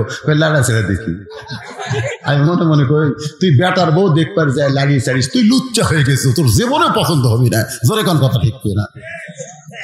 দেখেন বসার সাইজটা কেমন, ইসলাম কি বলে রে মায়েরা, যারা পর্দার অন্তরালে একটু মনোযোগ দিয়ে শোনেন। ডান পাশে হযরত ওমর, বাম পাশে হযরত আলী, মাঝখানে হোসেন, সামনে চাদর, চাদরের ওই পারে 18 বছরের যৌবনা মেয়েটা বসে গেছে। এমন সময় হযরত ওমর বলে হোসেন এখন তুমি প্রশ্ন শুরু করো। এবার হোসেন দাঁড়িয়ে বলতেছে রে মেয়ে তুমি একা একা বসে আছো, তাই বলে মনে করো না তুমি একলা হয়ে গেছো, বরং আমি হোসেন বড় একা হয়েছি। ওমর ফারুক বলে হোসেন তোমার ডান পাশে আমি বসে আছি, বাম পাশে তোমার বাবা, এরপরে তুমি একা কেমনে হলা? হোসেন বলে রে মেয়ে আমার দুই পাশে দুইজন মহামানব দেহ নিয়ে বসে আছে, কিন্তু এই দুই মহামানব মনে মনে মনে মনে তোমার পক্ষ নিয়েছে। নির্বাচন কমিশনার নিরপেক্ষ আসনে বসে আছেন। বর্তমান বাংলাদেশের নির্বাচন কমিশনার নাই, নিরপেক্ষ আসনে বসে আছে। নিরপেক্ষ ওইখানে দেহলিয়া সিয়ারত বসে আছে, আর মনে মনে একটা দলের পক্ষে আছে। ওই দিনের ভোট রাতত করবি, তারপরেও বলবি নির্বাচন সুষ্ঠু হয়ে গেছে, চাপাত খালি জুতের বাড়ি ধরে। নিরপেক্ষ। আপনারা বলেন তো হযরত ওমর কার পক্ষে? এ কথা কন না কেন, কার পক্ষে? তারপরে হযরত আলী কার পক্ষে? বুঝতে পারতেছেন না? কিন্তু বসে আছে কোন পক্ষে? তার মানে বোঝা গেল শুধু দেহ নিয়ে বসে থাকলে হবে না, মনটাও সঙ্গে রাখা লাগবে। বাজান গো, হোসেন বলতেছে রে মেয়ে আমার দুই পাশে দুইজন মহামানব বসে আছে, কিন্তু এই দুইটা মহামানব মনে মনে তোমার পক্ষ নিয়েছে। এরা কোনো সময় চাবে না আমি জিতি, বরং তুমি জিতো। জোরে কোন কথা ঠিক কিনা? সুবহানাল্লাহ খান। ওমর ফারুক কি চাচ্ছে মনে মনে কোন? কারণ যাই ঘটকালি করতেছে তার ঘটকালি টিকা লাগবে না, এই জন্য মনে মনে চাচ্ছে আল্লাহ আল্লাহ মেয়েটা যেন পারে। আল্লাহ আলী ভাবতেছে এমন একটা বেটার বউ আমার দরকার, যাই 12 বছর ইমানের পরীক্ষা দিয়েছে, প্রত্যেকদিন সকালে 3টা বিকালে 3টা করে চাবুক মারছে, এরপরও যে মেয়েটা ইমান হারা হয় নাই, এমন একটা পুত্রবধূ আমার দরকার নাই। আল্লাহ আল্লাহ মেয়েটা যেন জিতে। আল্লাহ কিন্তু বেকায়দা বসিছে এই সাইডে। ওমর ফারুক বলে হোসেন এখন তুমি প্রশ্ন শুরু করে দাও। এবার হযরত হোসেন রাদিয়াল্লাহু তাআলা প্রশ্ন শুরু করতেছেন, আপনারা একটু মনোযোগ দিবেন। 1 নম্বর প্রশ্ন হলো রে মেয়ে আমার মাকে তুমি জানো? মারাত্মক কথা, কারণ মা এই যে ঘুরতেছে, ও যে দেখে ওরা বসতেছে না, আমি অনেকক্ষণ থেকে খেয়াল করে দেখছি, ওরা আসে আবার যায়, ওরা বসবার চাচ্ছে না, চাচ্ছে কিন্তু পারতেছে না, পারতেছে না। কারণ ওরা যখন মায়ের পেটে আসিল তখন মাও পেটত লিয়া গোটা পাড়া ঘুরিছে, ওই পেটের মধ্যে ঘোরণে ব্যারাম পাশে কোরআনের মাহফিলে বসবার পারবি না, কারণ ওর ভুঁড়ি খারাপ। জোরে কোন কি খারাপ? একজন খ্রিস্টান নেপোলিয়ন পর্যন্ত বলেছে ভালো একটা সন্তান চাইলে ভালো একটা মায়ের দরকার। আজ পর্যন্ত কেউ বলে নাই যে ভালো সন্তান চাইলে ভালো বাপের দরকার। ভালো বাপ দিয়ে ভালো সন্তান হবে না, ভালো মাও হওয়া লাগবে। ধরে কোন কথা ঠিক না? তাহাজ্জুদের নামাজ পড়ে স্বামী সহবাস করতেছে, আবার গোসল করে নামাজ পড়ি ফজরের। কি ভালো বাপ না? এ কথা কেন ভালো বাপ না? দোয়া দুরূদ সব পড়ছে, পড়ে বাবা আনন্দে মাতিয়ে সাগরে ভাসাইয়া সেই যে চইলা যায় খবর লয় না, মাজন ধরিয়া উদরে বড়ি চুরি করে, আচার চুরি করে, দেওয়ার সাথে টাঙ্কি স্টার জলসা জি বাংলা দেখে। এই পেটের সন্তান স্টার জলসা জি বাংলা যখন মা দেখে, মায়ের দেহের মধ্যে যে হরকত হয়, ওই হরকতের পেটের মধ্যে বরকত হয়। আর মা পেটে বাচ্চা নিয়ে যখন নামাজ পড়ে, রুকুর থেকে যখন সেজদায় যায়, ওই বাচ্চা পেটের মধ্যে যখন হেঁকা বেঁকা হয়, ফেরেশতা কয় আল্লাহ তোমার বান্দি নামাজ পড়ে, পেটের মধ্যে বাচ্চার কি কষ্ট হয় না? আল্লাহ বলে ফেরেশতা সাক্ষী থাক, যেই মা পেটে বাচ্চা নিয়ে নামাজ পড়লো, ওই মা শুধু নিজে নামাজ পড়লো না, পেটের বাচ্চাকেও নামাজি বানায়া দিল।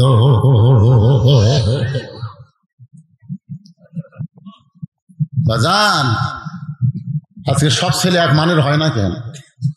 আপনারা সব ভালো মায়ের সন্তান, সুবহানাল্লাহ। আর কলজা ভরে গেছে রে, অনেকদিন পর জোয়ান করেছে।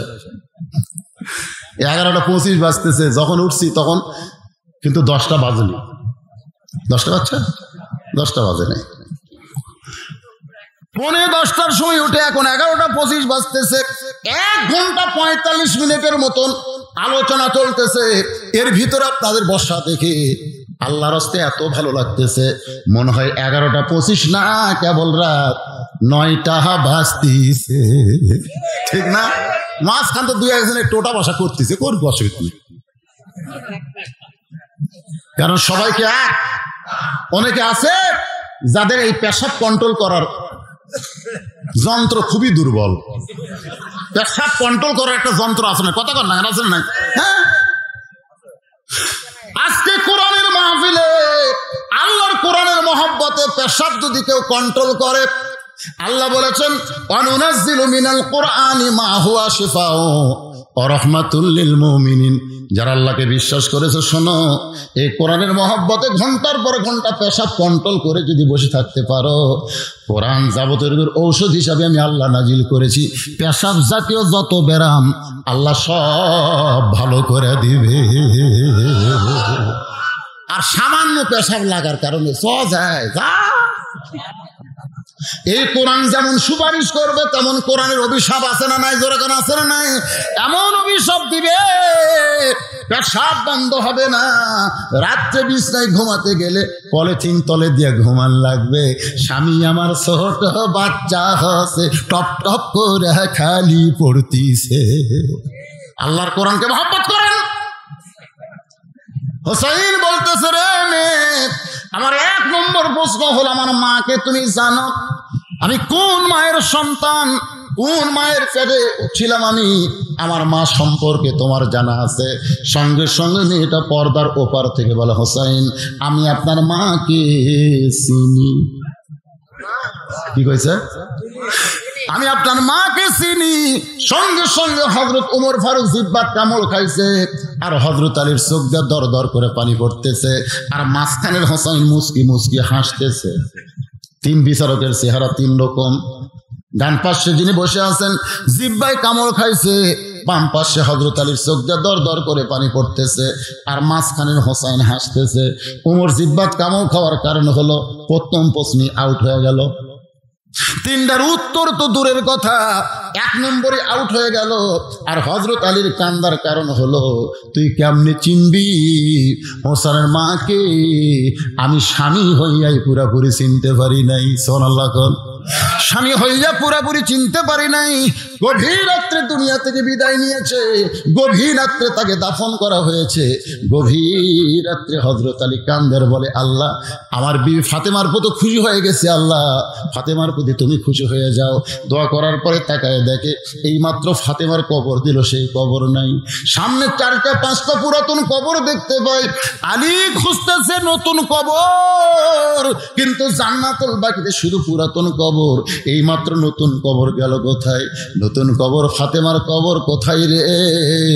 আমি আলী কেন খুঁজে পাই না? আল্লাহ ডাকতে বলে, আলী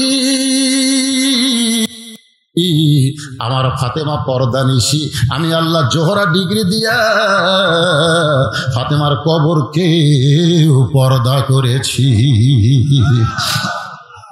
যেই ফাতেমার কবর পর্যন্ত মানুষ দেখতে পায় না, সেই ফাতেমার চিনার কোনো প্রশ্ন ওঠে না। জানার কথা বলতে পারে নবীর মেয়ে ফাতেমা, হাসান হোসেনের মা ফাতেমা, আলীর বিবি ফাতেমা আমি জানি, কিন্তু যখন বলবে আমি চিনি। 4-5 জন গল্প করতেছে, আমাদের পাড়ার সবচেয়ে সুন্দরী বউ কার? 4-5 জন গল্প করতেছে। তখন একজন বলতেছে উমুকের বউ 1 নম্বর। আমি দেখছি ভাই সেই রকম। সাইড তুই দেখিস নি রে? অমুকের আব্দুর রহিমের বউ দেখছো সেই রকম রে। একদিন হুন্ডার বাসে নিয়ে গেল, মনে হয় ডানা কাটা পড়ি রে। আর এরকম গল্প হয় না? হাসানকার গল্প করে না?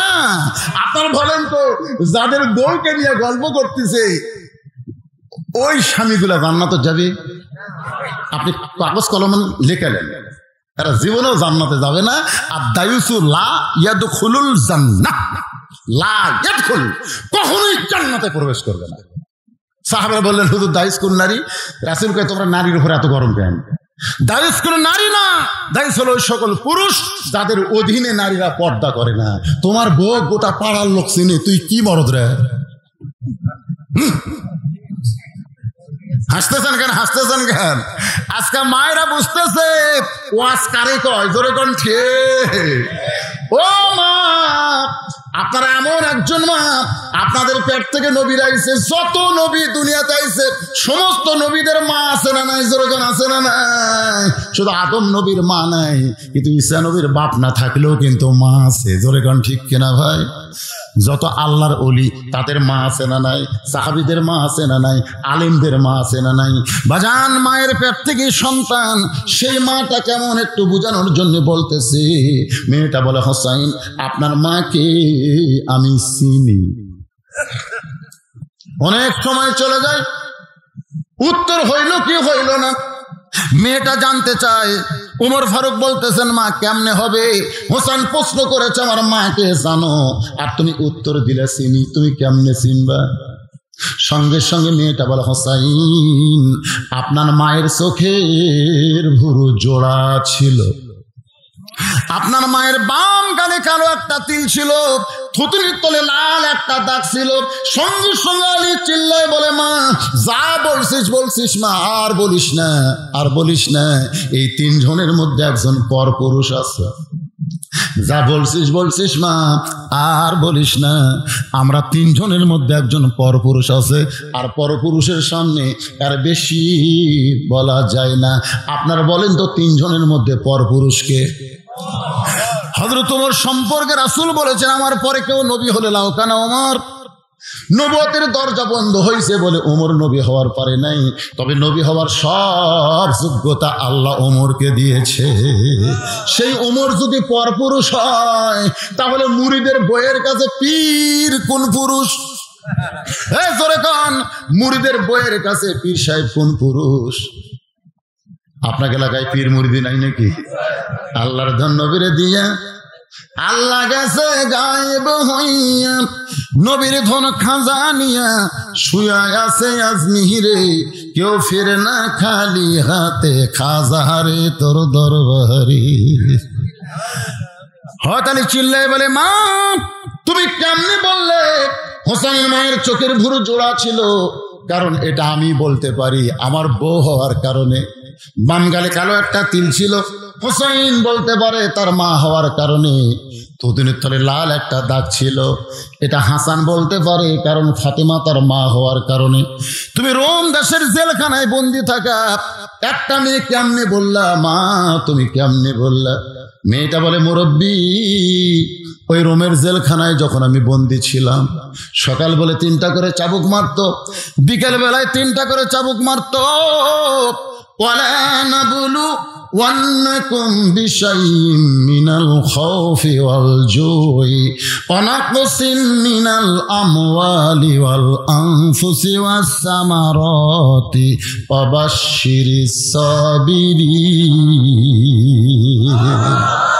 আমি বলতাম আল্লাহ এত নির্যাতন, তুমি আছো আসমানে, নবী আছে মদিনায়, এই রোমের জেলখানায় এত নির্যাতন করে গো আল্লাহ, শুধু তোমার ঈমান গ্রহণ করা অপরাধে আমার কি দুনিয়াতে কোনো শান্তি নাই?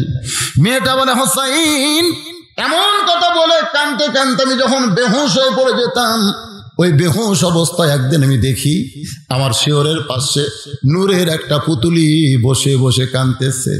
আমি বললাম কে গো আপনি? জান্নাতের হরি না বেহেশতের পরি? এমন করে কে কান্দেন গো? আমার মাথায় হাত দিয়ে বলে মা, আমি জান্নাতের পরিও না বেহেশতের হরিও না, আমি হলাম জগৎ বিখ্যাত মা ফাতেমা। জান্নাতুল বাকি থেকে আমি তোমার রোমের জেলখানায় তোমার সান্ত্বনা দিবার আইছি। মেয়েটা কান্দার বলে হোসাইন, আমি তখন আপনার মায়ের মুখের দিকে তাকাই দেখি চোখের ভুরু জোড়া দেখতে পাই, মাম গালে কালো একটা তিল দেখেছি, থুতনির তলে লাল একটা দাগ দেখতে পাই। হোসাইন কান্দার বলে রে মেয়ে, 1 নম্বর প্রশ্নের উত্তর যেমন আশা করেছিলাম তুমি তার চাইতে 100 গুণ সুন্দর দিয়েছ। ওমর ফারুক বলে আলী ভাই, আমার ঘটকালি আল্লাহ কবুল করেছে। হোসেন বলে এত সহজ নয়, কারণ 3টা প্রশ্নের উত্তর না দিলে তো আমি বিয়ে করব না। একটা প্রশ্ন সবাই পারতে পারে, কিন্তু 2 নম্বর 3 নম্বর সবাই পারবে না। আমরা যখন কবরে যাব, হিন্দু বলেন, বৌদ্ধ বলেন, খ্রিস্টান বলেন, ইহুদি বলেন, 1 নম্বর প্রশ্ন করলে সবাই উত্তর দিবার পারবে। খেলাত পড়ে হিন্দুরাও কিন্তু আল্লাহ কয়, জোরে কোন কয় কি কয় না? খেলাত পড়ে হিন্দুরা খ্রিস্টানেরাও আল্লাহ কয়। এই জন্য মান রব্বুকার উত্তর সবাই দিবার পারবে, কিন্তু কবরে যখন মুনকার নাকির বলবে অমা দিনুকা, তোমার ধর্ম কি, তখন কিন্তু হিন্দু পারবে না, ইহুদি পারবে না, শুধুমাত্র অমাইয়াবতাগি গায়রাল ইসলাম দীনান ফালাই ইকবালা মিনহু, কেবলমাত্র ইসলামকে গ্রহণ করা যারা মুসলমান তারাই 2 নম্বর উত্তর দিবার পারবে। মুসলমান ছাড়া এই 2 নম্বর প্রশ্নের উত্তর কেউ দিবার পারবে না। যখন 3 নম্বর প্রশ্ন করবে আমার নাবিউকা, তখন কেবলমাত্র আখেরি পয়গম্বরের উম্মত যারা তারাই উত্তর দিবার পারবে, অন্য কেউ উত্তর দিবার পারবে না। তাহলে এই 3টা উত্তর দিবার গেলে 3টা পজিশন থাকা লাগবে, ধরে কোন কথা ঠিক কিনা? ওমর ফারুক বলে হোসাইন, তাহলে তুমি এখন 2 নম্বর প্রশ্ন করো। এবার হোসেন বলে রে মেয়ে, আমার 2 নম্বর প্রশ্ন হলো 6 বছর বয়সে তুমি ঈমান কেমনে পাইলা? 6 বছর বয়সে ঈমান কেমনে পাইলা? তুমি রোমের জেলখানায় বন্দী ছিলা, তোমার দাদা খ্রিস্টান, তোমার বাবা খ্রিস্টান, রোম দেশের সকলে খ্রিস্টান, ওই খ্রিস্টান দেশে 6 বছর বয়সে তুমি ঈমান কেমনে পাইলা? যে ঈমান গ্রহণ করার কারণে 12 বছর তোমাকে জেলখানায় বন্দী জীবন কাটাতে হইল, যে ঈমান ধরে রাখার কারণে সকালবেলা 3টা বিকালবেলা 3টা করে চাবুক খেতে হলো। আমার প্রশ্ন হলো তুমি 6 বছর বয়সে ঈমান কেমনে পাইলা? ওমর ফারুক থরথর করে কাঁপতেছে, কারণ যেই প্রশ্ন ওমরের করা দরকার ছিল 2 পাহাড়ের মাঝখানে যখন দেখা হলো, যে প্রশ্ন ওমর করতে পারে নাই সেই প্রশ্ন এখন হোসাইন করলো। মেয়েটা বলে হোসাইন, 6 বছর বয়সে ঈমান কেমনে পাইলাম যদি জানতে চান তাহলে শোনেন, আমি দুনিয়ার সাধারণ কোনো ঘরের মেয়ে না, আমি দুনিয়ার সাধারণ কোনো ঘরের মেয়ে না, আমার দাদা হলো রোম সম্রাট কাইসার। যেই বলেছে আমার দাদা রোম সম্রাট কাইসার, সঙ্গে সঙ্গে ওমর ফারুক চমকে উঠছে, তাহলে মেয়েটা সাধারণ ঘরের না, তার দাদা হলো রোম সম্রাট কাইসার। মেয়েটা বলে হোসাইন 6 বছর বয়সে অন্দরমহলে মায়ের সঙ্গে। এমন সময় আমার দাদা অন্দরমহলে গিয়ে বললেন, নাতনি রে, আজকে রোমের রাজ দরবারে খেলা হবে, তুই কি খেলা দেখতে যাবি? ছোট ছোট বাচ্চারা খেলার কথা শুনলে আর দুনিয়ার কোনো কিছুর কথা খেয়াল থাকে না, জোরে কোন কথা ঠিক কিনা? ছোট ছোট বাচ্চা শুধু নয়, এখন যুবকেরাও, এখন এই যে ইয়ং জেনারেশন কিশোর যুবক, এরাও কিন্তু খেলার মধ্যে মত্ত হয়ে গেছে। রাস্তার পাশে বসে পাবজি ফ্রি ফায়ার খেলতেছে। ওই রাস্তা দিয়ে একটা কুত্তা যাচ্ছে, জোরে কোন কি যাচ্ছে? কুত্তা যাচ্ছে। কুত্তা যাওয়ার সময় খেয়াল করে দেখে ওই লড়েও না চড়েও না, পৃথিবীর কোনো খেয়াল নাই। ওর গাঁত মাছি পড়ে তাও তাড়ায় না, কারণ এক হাতে মোবাইল ধরছে আর এক হাতে খালি মশা পড়তেছে, মশা খেতায় না। কুত্তা কয় কে রে, এটা কে রে? পিছনে এসে লাগ দেওয়ার সঙ্গে ওই লড়েও না চড়েও না। কুত্তা মনে করছে গাছের গোড়া না হয় পাথর হবে, এই মনে করে ঠ্যাং আলোক করে পেশাব করে দিয়েছে। ফেসবুকে ওটা আমার দিচ্ছে, এটা আমার ফেসবুকে ছাড়া দিচ্ছে, আপনারা দেখেন না? যে পেশাব করছে তখন তাকে তাকে কুত্তা যাচ্ছে। রে যুবক, আপনারা যারা বাবা আছে, বাবা আপনার ছেলেদেরকে 3G 4G মোবাইল কিনে দিছে, স্ক্রিন টাচ খালি শেষ। 6 বছরের মেয়েটা বলে, হোসাইন, আমার দাদা যখন বলতেছে রোমের রাজ দরবারে খেলা হবে, তুই কি খেলা দেখতে যাবি? আমি খেলা দেখার জন্য দাদার সঙ্গে রাজ দরবারে সিংহাসনে দাদা বসে, ওই সিংহাসনের পাশে ছোট্ট একটা চেয়ার, আমার দাদা আমারে বসে বলতেছে খেলা দেখবি? আমি বললাম খেলা দেখার জন্যই তো রাজ দরবারে আসলাম। আমার দাদা বলে, নাতি রে, তাহলে তাকায় দেখ। মেয়েটা বলে, হোসাইন 6 বছর ইমান কেমনে পাইলাম, শুনতে চান শোনেন। আমার দাদা বলে, ওই যে তাকায় দেখ। আমি তাকায় দেখি কালো কাপড় দিয়া একটা মানুষের চোখ 2টা বেঁধে ফেলেছে, ওই মানুষের হাতে হ্যান্ডকাপ, পায়ে লোহার শিকল। আমি বললাম, দাদু ভাই খেলা দেখার কথা বলে নিয়ে আসলেন, কিন্তু একটা মানুষকে আমি দেখতে পাই। আমার দাদা আমার মুখে হাত দেয়, বলে খবরদার, ওটা মানুষ না, ওইটা মানুষ না, ওইটা হইল মুসলমান, খবরদার মানুষ বলবি না। মেয়েটা বলে, হোসাইন, খ্রিস্টান জগতের মানুষেরা মুসলমানকে কোনোদিন মানুষ মনে করে না, এই জন্য আমার দাদা বলতেছে ওটা মুসলমান, ওইটা মানুষ না, ওইটা জঙ্গি, ওইটা জিএমবি।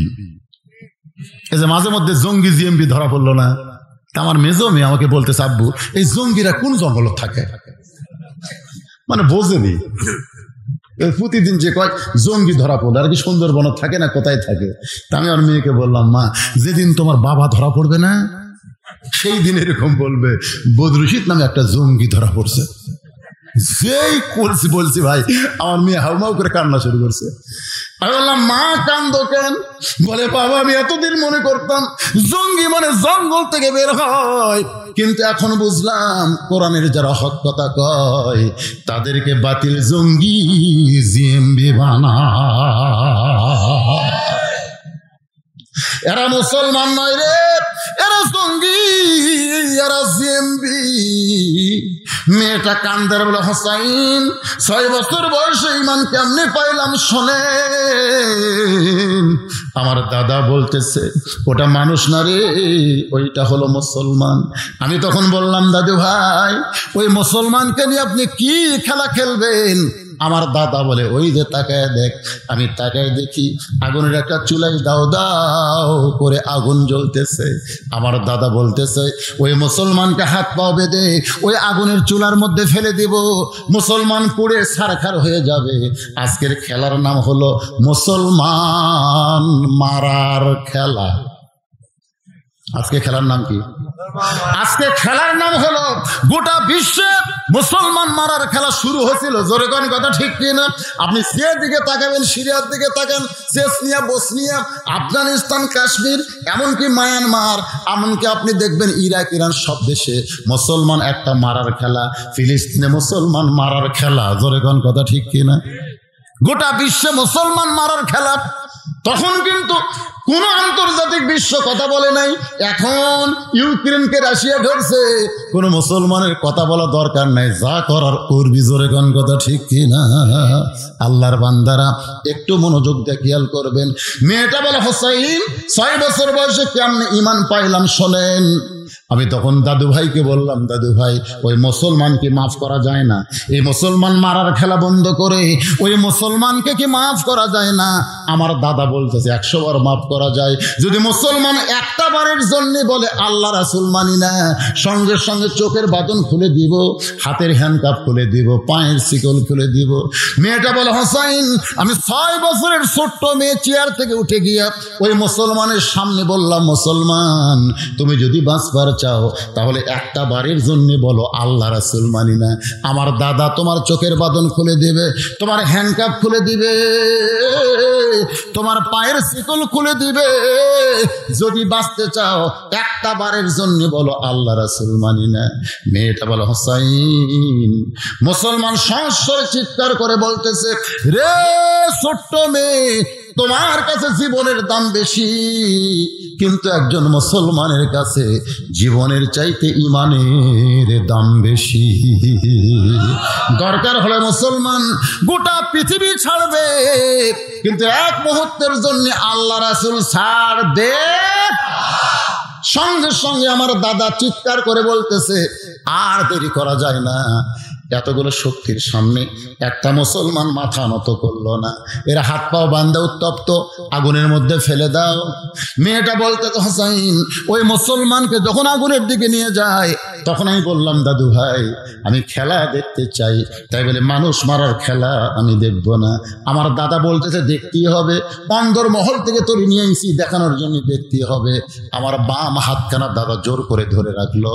যখন মুসলমানকে আগুনের দিকে নিয়ে যাচ্ছে, আমি 2টা হাত দিয়ে আমি একটা জীবন্ত মানুষকে আগুনে পুড়ে ফেলবে দেখব না বলে এভাবে 2টা হাত দিয়ে যখন আমার চোখ ঢেকে ফেলেছি, এমন সময় সুন্দর একটা বাণী, হোসাইন এত সুন্দর বাণী আমি জীবনে কোনোদিন শুনি নাই।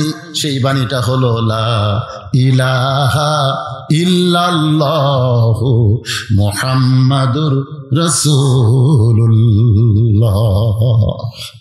মেয়েটা বলে, হোসাইন রে, এই সুন্দর বাণী আমার কানের মধ্য দিয়ে আমার কলিজার মধ্যে ঢুকে যায়। আমি তখন দেখতে পাই, যদিও 2টা হাত আমার 2 চোখে, তারপরেও দেখতে পাই উত্তপ্ত আগুনের মধ্যে মুসলমানকে ফেলে দিচ্ছে। মুসলমানের খাঁচা আগুনের মধ্যে পড়তেছে, আর খাঁচার পাখিটা কে যেন ধরে সবুজ রঙের একটা বাগানে উড়াল দেয়। ওয়ালা তাকুলু লিমান ইউকতালু ফি সাবিলিল্লাহি আমওয়াতুন বাল আহইয়াউ ওয়ালাকিন লা তাশউরুন। হ্যাঁচকা টান দিলাম। আমার দাদা আমার হাত ধরেছে, কিন্তু এত শক্তি আমার ভিতরে, কারণ আগে আমি একলা ছিলাম, এবার আমার ভিতরে আল্লাহর ঈমান আছে। সুবহানাল্লাহ। হ্যাঁচকা যেই টান দিয়েছে, দাদার হাত খুলে গেছে, এক দৌড়ে মায়ের কাছে। মায়ের কাছে গিয়ে মেয়েটা বলতেছে, লা ইলাহা ইল্লাল্লাহ মুহাম্মাদুর রাসূলুল্লাহ। মা বলতেছে, তুই না তোর দাদার সঙ্গে খেলা দেখতে গেলি, এই মুসলমানের কলমা কোথায় পাইলি? তোর বাবা দাদা জানতে পারলে তোকে মাইরা ফেলবে।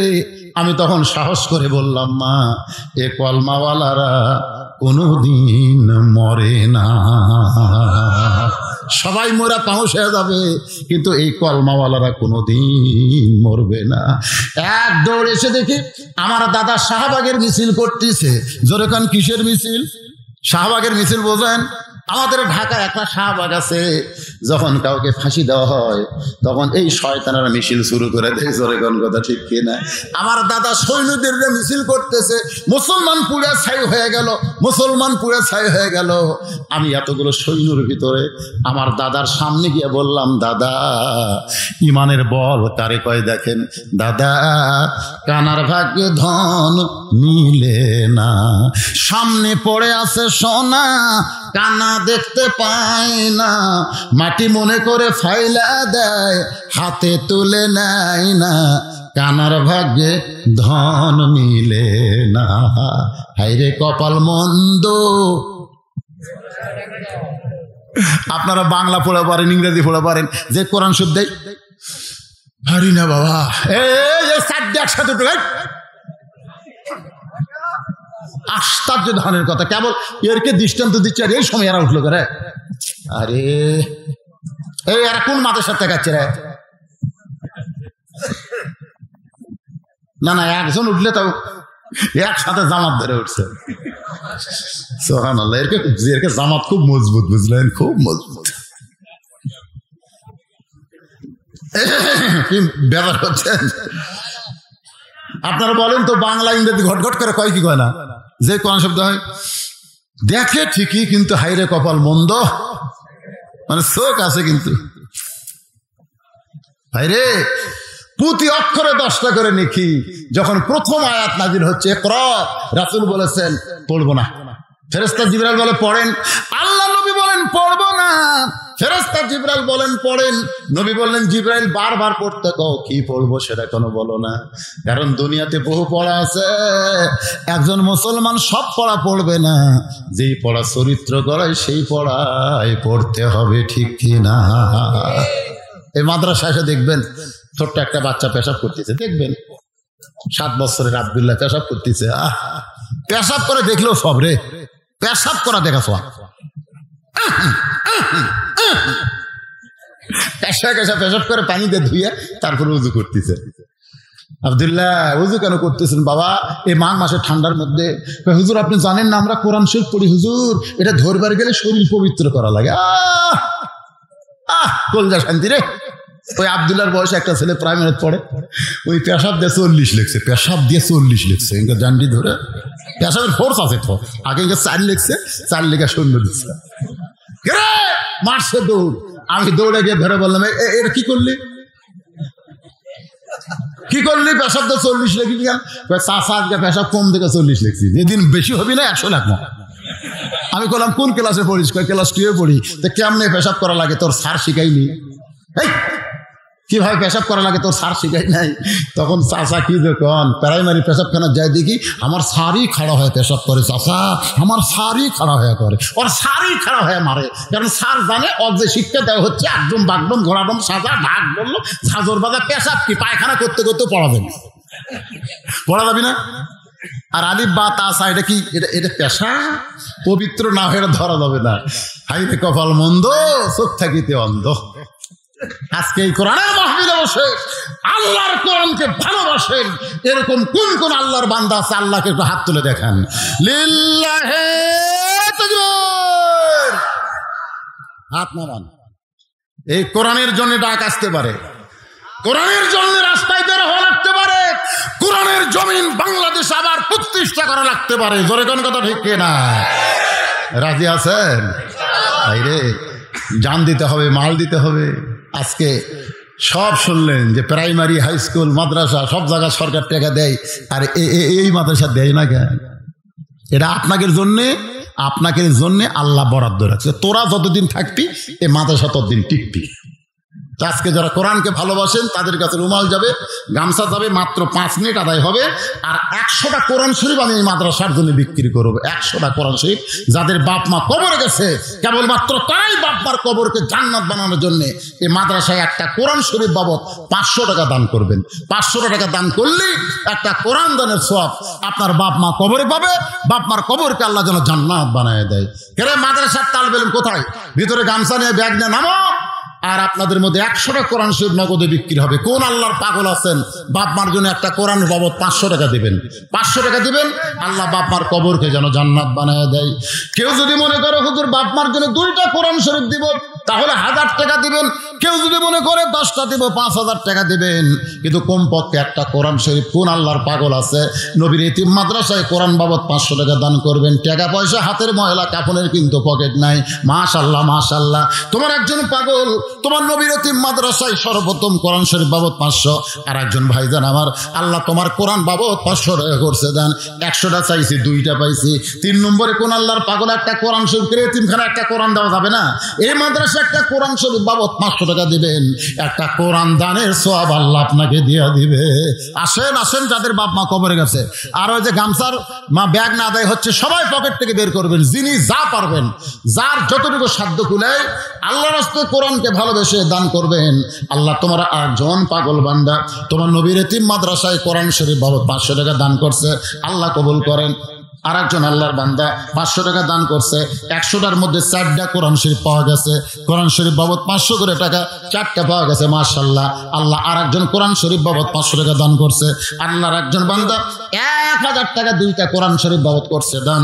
আল্লাহ দানকে কবুল করে জান্নাত ঘরের মালিক বানান। আসেন ভাইদান, উঠা বসা করবেন না, ওয়াজ তো শেষ হয় নাই। শেষ হয়েছে? শেষ হয়েছে কি? বিয়ে সে দেখবেন না, হোসেনটা দিলে বিয়ে হয় কি হয় না? উমরের ঘটকালে আল্লাহ কবুল করে কি করে না? আমার মায়েরা যারা বসে আছেন, মায়েদের মধ্যেও যাবেন, মায়েরা দান করবে।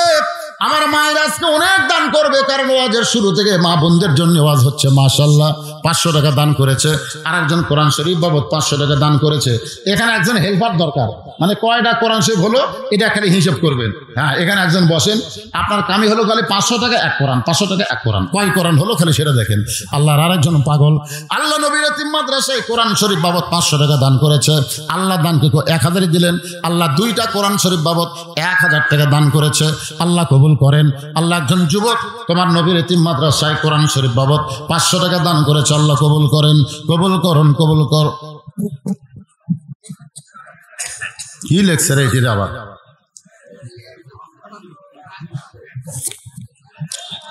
আসসালামু আলাইকুম। কবরস্থানের জমির উপর এক সাইডে মসজিদ আছে, সেখানে নামাজ পড়া জায়েজ না জায়েজ নয়? অবশ্যই জায়েজ। জায়েজ অনেকে কবরের উপরে নাই, তো সাইডে আছে, তো সাইডে থাকলে অসুবিধা কি? আমরা তো আর কবর সেজদা দিই না, সেজদা দেবো আল্লাহকে। সবকিছু নিয়তের উপরে নির্ভর করে, বুঝলেন না ভাই? না, হ্যাঁ, কোনো অসুবিধা নেই। তবে কবরের উপরে চলবে না, কবরকে কেন্দ্র করে কোনো মসজিদ করা যাবে না। তবে মসজিদকে কেন্দ্র করে অনেকে কবর দেয়। আমার কবর দিও মসজিদেরই পাশে, একটা গান আছে না? নাই, আমার কবর দিও মসজিদের পাশে, কিন্তু মসজিদের পাশে আমার কবর দিও ভাই, এ গান আছে, কিন্তু কবরের কাছে মসজিদ বানায় ওই কথা নাই। এই জন্য কবরের পাশে মসজিদ, কবর দেওয়া যাবে, মসজিদের পাশে কবর দেওয়া যাবে। আল্লাহর একজন বান্দা 500 টাকা দান করেছে, আল্লাহ দানকে কবুল করেন। আর একজন 500 টাকা কোরআন শরীফ বাবদ দান করেছে, আল্লাহ দানকে কবুল করেন। আল্লাহ নেক নিয়ত নিক আশা পড়াক, আল্লাহুম্মা আমিন। খালি ব্যাগের আদায় শেষ হলেই আমি আবার আলোচনা শুরু করবো, অধৈর্য হয়েন না, অধৈর্য হয়েন না। 12টার মধ্যেই শেষ হবে, অসুবিধা নেই ভাইজান। একটু মহব্বত নিয়ে জিকির করেন, লা ইলাহা ইল্লাল্লাহ, লা ইলাহা, লা ইলাহা ইল্লাল্লাহ, লা ইলাহা ইল্লাল্লাহ, লা ইলাহা ইল্লাল্লাহ, লা ইলাহা, লা ইলাহা ইল্লাল্লাহ মুহাম্মাদুর রাসূলুল্লাহ। এক ছেলে সন্তানের আকিকা দিতে হবে। এক ছেলের জন্য কয়টা পশু? একটা ছেলে সন্তানের জন্য একটা ছাগল দেবেন। ওটা আমরা বেশি বলি, একটা দিলে হবে, একটা দিলে হবে। ছেলে 2টা মেয়ে একটা, এটা একটু বানানো জিনিস, একটা হয়েছে ছেলে মেয়ে। এখানে আমরা মনে করি আর রেজাল কাউমুল আলান নিসা, এই আয়াতে দিয়ে খেয়াল করে ছেলে 2টা দিয়ে পারলে আপনারা যদি পারেন 10টা দেন, অসুবিধা কি? একটা দিলে আদায় হবে, একটা দিলে আকিকা আদায় হবে। কেউ যদি শুকরিয়া শরীফ 2টা দেয়, অসুবিধা নেই। প্রজেক্টরের কথা বলছে। আসসালামু আলাইকুম। অত্র মাহফিলের মহিলাদের প্যান্ডেলে যে পর্দা লাগানো হয়েছে, শরীয়তে ইহার হুকুম কি তাহা জানতে চাই। মেয়েরা পুরুষকে দেখা জায়েজ আছে, কিন্তু মরদ মানুষ মেয়ে মানুষ দেখা জায়েজ নাই। আপনারা কি বুঝতেছেন? মেয়েরা পুরুষ দেখা জায়েজ আছে, কিন্তু পুরুষ মানুষ মেয়ে মানুষ দেখা জায়েজ নাই। কারণ কি বলেন তো, যদি মেয়েদের পুরুষ দেখা যায় না থাকতো তাহলে আমাকেও বোরকা পরা লাগতো। যেরকম কথা ঠিক কিনা? এখন মেয়েরাও রাস্তা দিয়ে যাবে, ওরা বোরকা পরে যাবে, কিন্তু বোরকার যে দুটো চোখ আছে, সেই চোখ দিয়ে যদি আমাকে দেখে তাহলে আমাকে বোরকা পরা লাগবে। তা আমরা কি বোরকা পরবো? যদি পুরুষের বোরকা পরা না লাগে তাহলে প্রজেক্টরে বক্তা দেখাও জায়েজ। আচ্ছা বসেন, কি হলো? মোনাজাত ছাড়াই বাড়ি যাবেন? বসেন। সবগুলা ব্যাগ টেজের উপর নিয়ে আসো, দেখি কয় ভাগ টাকা হলো। মেয়েদের কাছে গেছো? আমার মায়েরা বোনেরা, আল্লাহ রাস্তা আপনারা দান করবেন, সব এক ব্যাগ করো। ঢালো ঢালো, সবাই ঢালো। ওখানে 100 টাকা দিয়ে দোয়া 17টা কোরআন শরীফ হয়েছে। আর 3টা দেন তো, তিনজন 3টা কোরআন শরীফ দেন, তাও 20টা কোরআন শরীফ হবে। দেন, আল্লাহ রাস্তা দেন। কত টাকা কত হালে কত দিকে চলে যায়।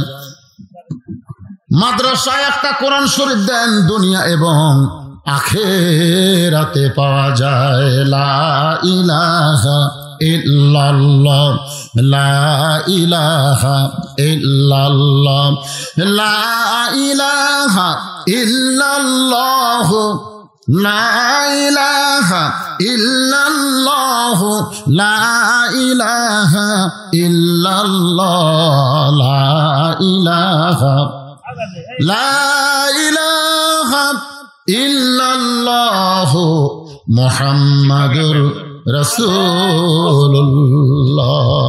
মেয়েটা বলা হোসাইন 6 বছর বয়সে এইভাবেই ঈমান নামক মহামূল্যবান নিয়ামত আল্লাহ আমাকে দান করেছে।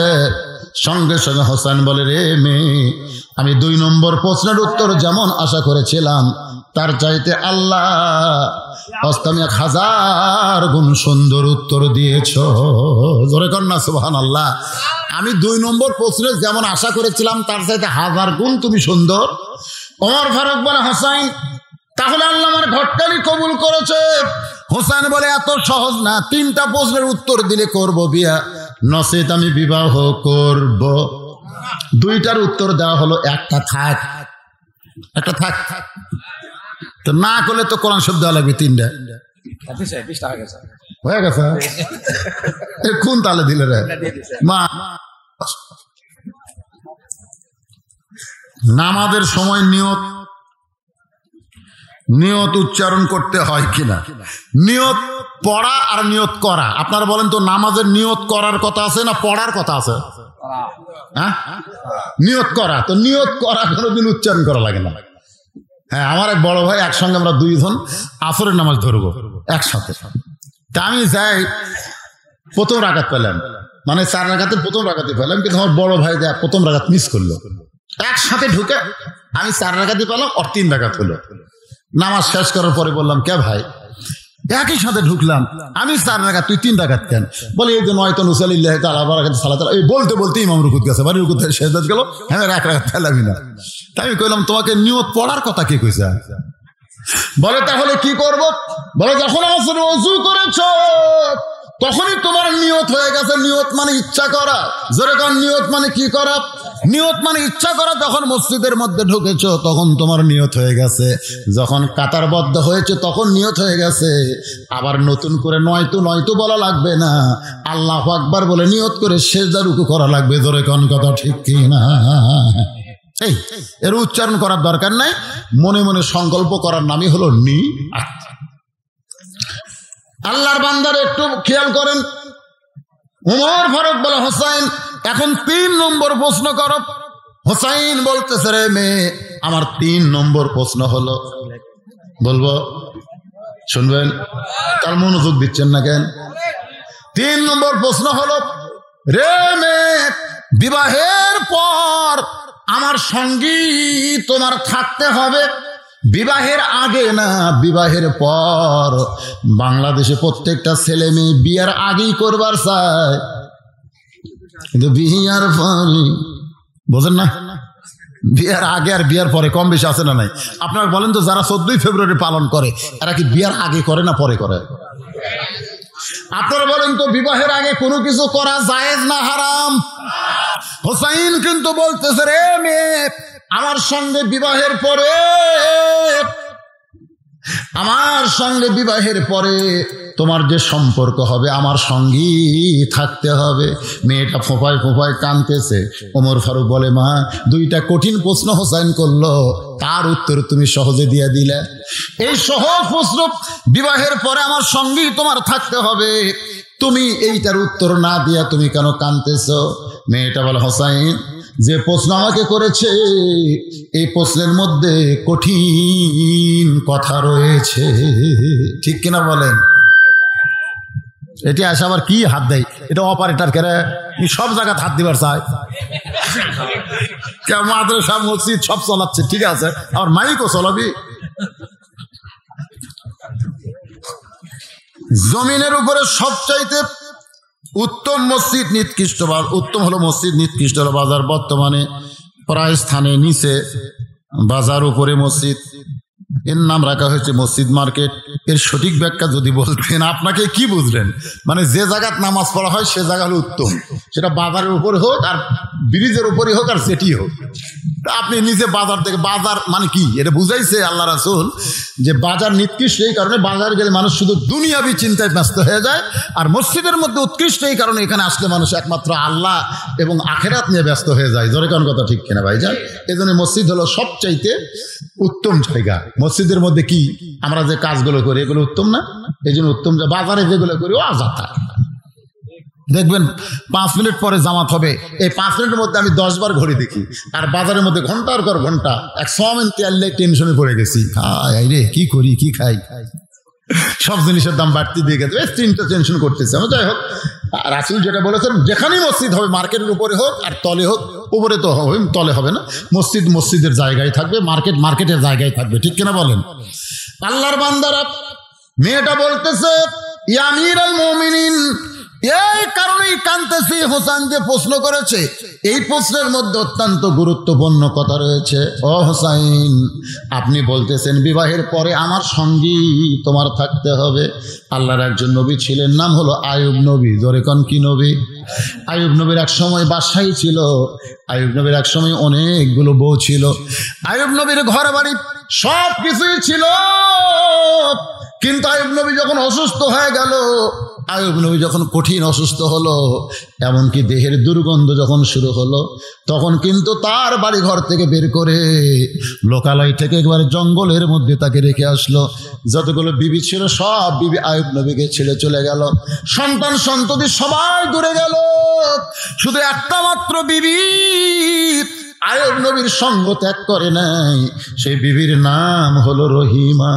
হোসাইন, রহিমা যেমন আইয়ুব নবীর সুখের দিনেও ছিল, দুঃখের দিনেও ছিল, আমিও তেমন আপনার দুঃখের দিনেও থাকবো, সুখের দিনেও থাকবো, সব সময় আপনার সঙ্গে থাকতে চাই, এমনকি জান্নাতে আপনার সঙ্গে থাকতে চাই।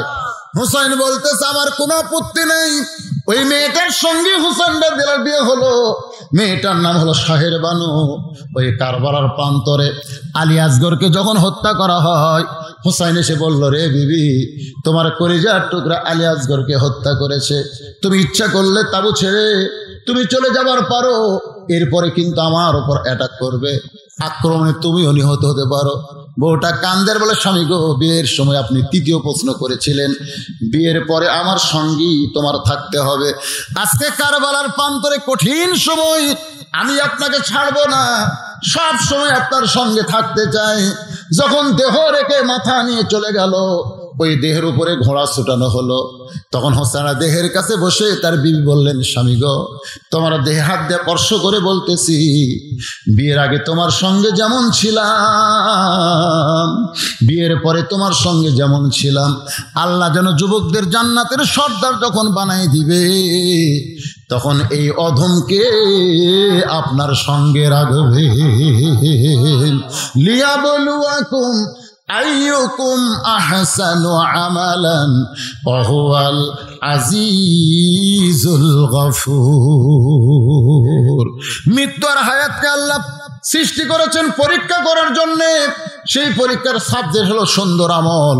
আজকে শুরু থেকে এ পর্যন্ত আমি যতগুলো আমলের কথা বলেছি সে আমলগুলো কি সুন্দর না খারাপ? কি আমল!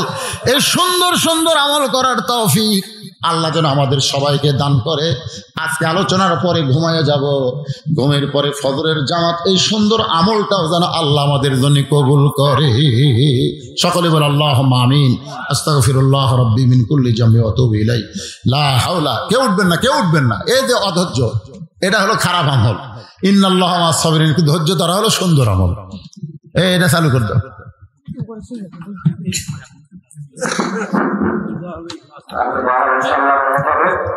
আমাদের সম্মানিত সভাপতি মহাভাই চলে গেছেন, একটু মতামত করেছেন যে এরপর থেকে এ রাত্রি 12টা পর্যন্ত তোমার পাগল বান্দা বান্দিরা আরামের বাড়ি আরামের ঘুমকে বাদ দিয়া কোরআন হাদিসের মহব্বত কলিজার মধ্যে নিয়া এই জান্নাতের বাগানে বসে বসে কোরআন হাদিসের আলোচনা শোনার শেষে আমি গুনাহগারের সঙ্গে রহমতের দরজায় ফকির হয়ে দোকানা হাত তুলেছি। মেহেরবানি করে আজকের মাহফিল আমাদের সকলের হিদায়াতের জন্য, নাজাতের জন্য, জান্নাতের জন্য কবুল করো। এই মাহফিলের শুরু থেকে শেষ পর্যন্ত যত আলোচনা হয়েছে আল্লাহ, এর মধ্যে যদি ত্রুটি হয়, ভুল হয়, মাফ করে দাও। এর জাহাদিয়া মঞ্জুর করো। সোনার মদিনায় নবী পাকের রওজা মুবারকে আল্লাহ তুমি কবুল করো। তামাম আম্বিয়ায়ে কেরাম, আসহাবে কেরাম, তাবিনী কেরাম, তাবা তাবিনী কেরাম, তামাম পৃথিবীর মাটির নিচে যত মুমিন মুমিনাত আছে আল্লাহ সকলের আরওয়াহ ফরে হাদিয়া কবুল করো। মাবুদ, আমরা যারা হাত তুলেছি আমাদের ভিতরে জনম দুঃখনী মা যাদের কবরে চলে গেছে আল্লাহ মেহেরবানি করে মায়ের কবরকে জান্নাতের টুকরা কবুল করো। বাবার বাড়িঘর সবই আছে, আমি সহ আমরা যারা বাবা হারে এতিম হয়ে গেছি আল্লাহ মেহেরবানি করে বাবার কবর জান্নাতের টুকরা বানাও। আল্লাহ জুয়ানপুর মাদ্রাসাকে কবুল করো, জুয়ানপুর হাফেজি মাদ্রাসাকে কবুল করো। এই মাদ্রাসার জায়গা জমি দিয়া যারা কবরবাসী হয়েছে আল্লাহ মাদ্রাসা উসিলায় তাদের কবরকে জান্নাতের টুকরা বানিয়ে দাও।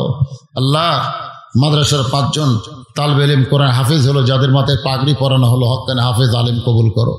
মাদ্রাসার ওস্তাদ, মাদ্রাসার প্রিন্সিপাল, মাস্টার ভাইস প্রিন্সিপাল, মাদ্রাসার ম্যানেজিং কমিটির সভাপতি, সেক্রেটারি, কেশিয়ার, মাদ্রাসার হিতাকাঙ্ক্ষী আজকে যারা মাদ্রাসায় মহব্বত করে কিছু দান করেছে আল্লাহ সকলকেই তুমি মাফ করো। আল্লাহ আমার মা বোনেরা পর্দার অন্তরালে বসে বসে শুনেছে আল্লাহ আবিদা সালিহা পদ্মানজি কবুল করে মা ফাতেমার চরিত্র দান করো। আল্লাহ আমি সহ আমরা যারা অসুস্থ অবস্থায় আছি আল্লাহ আমাদের সকলকে সুস্থ করে দাও। আল্লাহ আল্লাহ মেহেরবানি আমাদের সবাইকে মাফ করে দাও। আমি গুনাহগার বলে দোয়া ফিরাই দিও না আল্লাহ। এতগুলো মানুষের মধ্যে যার 2 হাত পছন্দ হয় সেই 2 হাতের উসিলায় আল্লাহ আজকের মাহফিলকে তুমি কবুল করো। আল্লাহ আল্লাহ এই মাদ্রাসাকে কবুল করো, কিয়ামত পর্যন্ত কবুল করো। আল্লাহ এই মাদ্রাসার সেক্রেটারি সাহেব, মাদ্রাসার সভাপতি সাহেব অত্যন্ত আমার ভক্ত মহব্বতের একজন মানুষ আল্লাহ, দীর্ঘদিন ধরে মাদ্রাসার দেখাশোনা করতেছে আল্লাহ, তার জন্য আমরা দোয়া করি। শুনলাম তার প্যারালাইসিস হয়েছিল, স্ট্রোক করেছিল, আল্লাহ তুমি তাকে সুস্থ করেছো মাদ্রাসার খাতির, আরো তুমি হায়াতে তাইয়্যিবা দান করে দাও। আল্লাহ আল্লাহ মেহেরবানি করে আমাদের সকলকে মাফ করে দাও। যেদিন আমাদের মৃত্যু হবে দিনটা যেন জুমার দিন হয়, মাসটা যেন রমজান মাস হয়, ইমানের সাথে ইজ্জতের সাথে এই দুনিয়া থেকে বিদায় নেওয়ার কালে আমাদের জবানে জারি করে দিও লা ইলাহা ইল্লাল্লাহু মুহাম্মাদুর রাসূলুল্লাহ।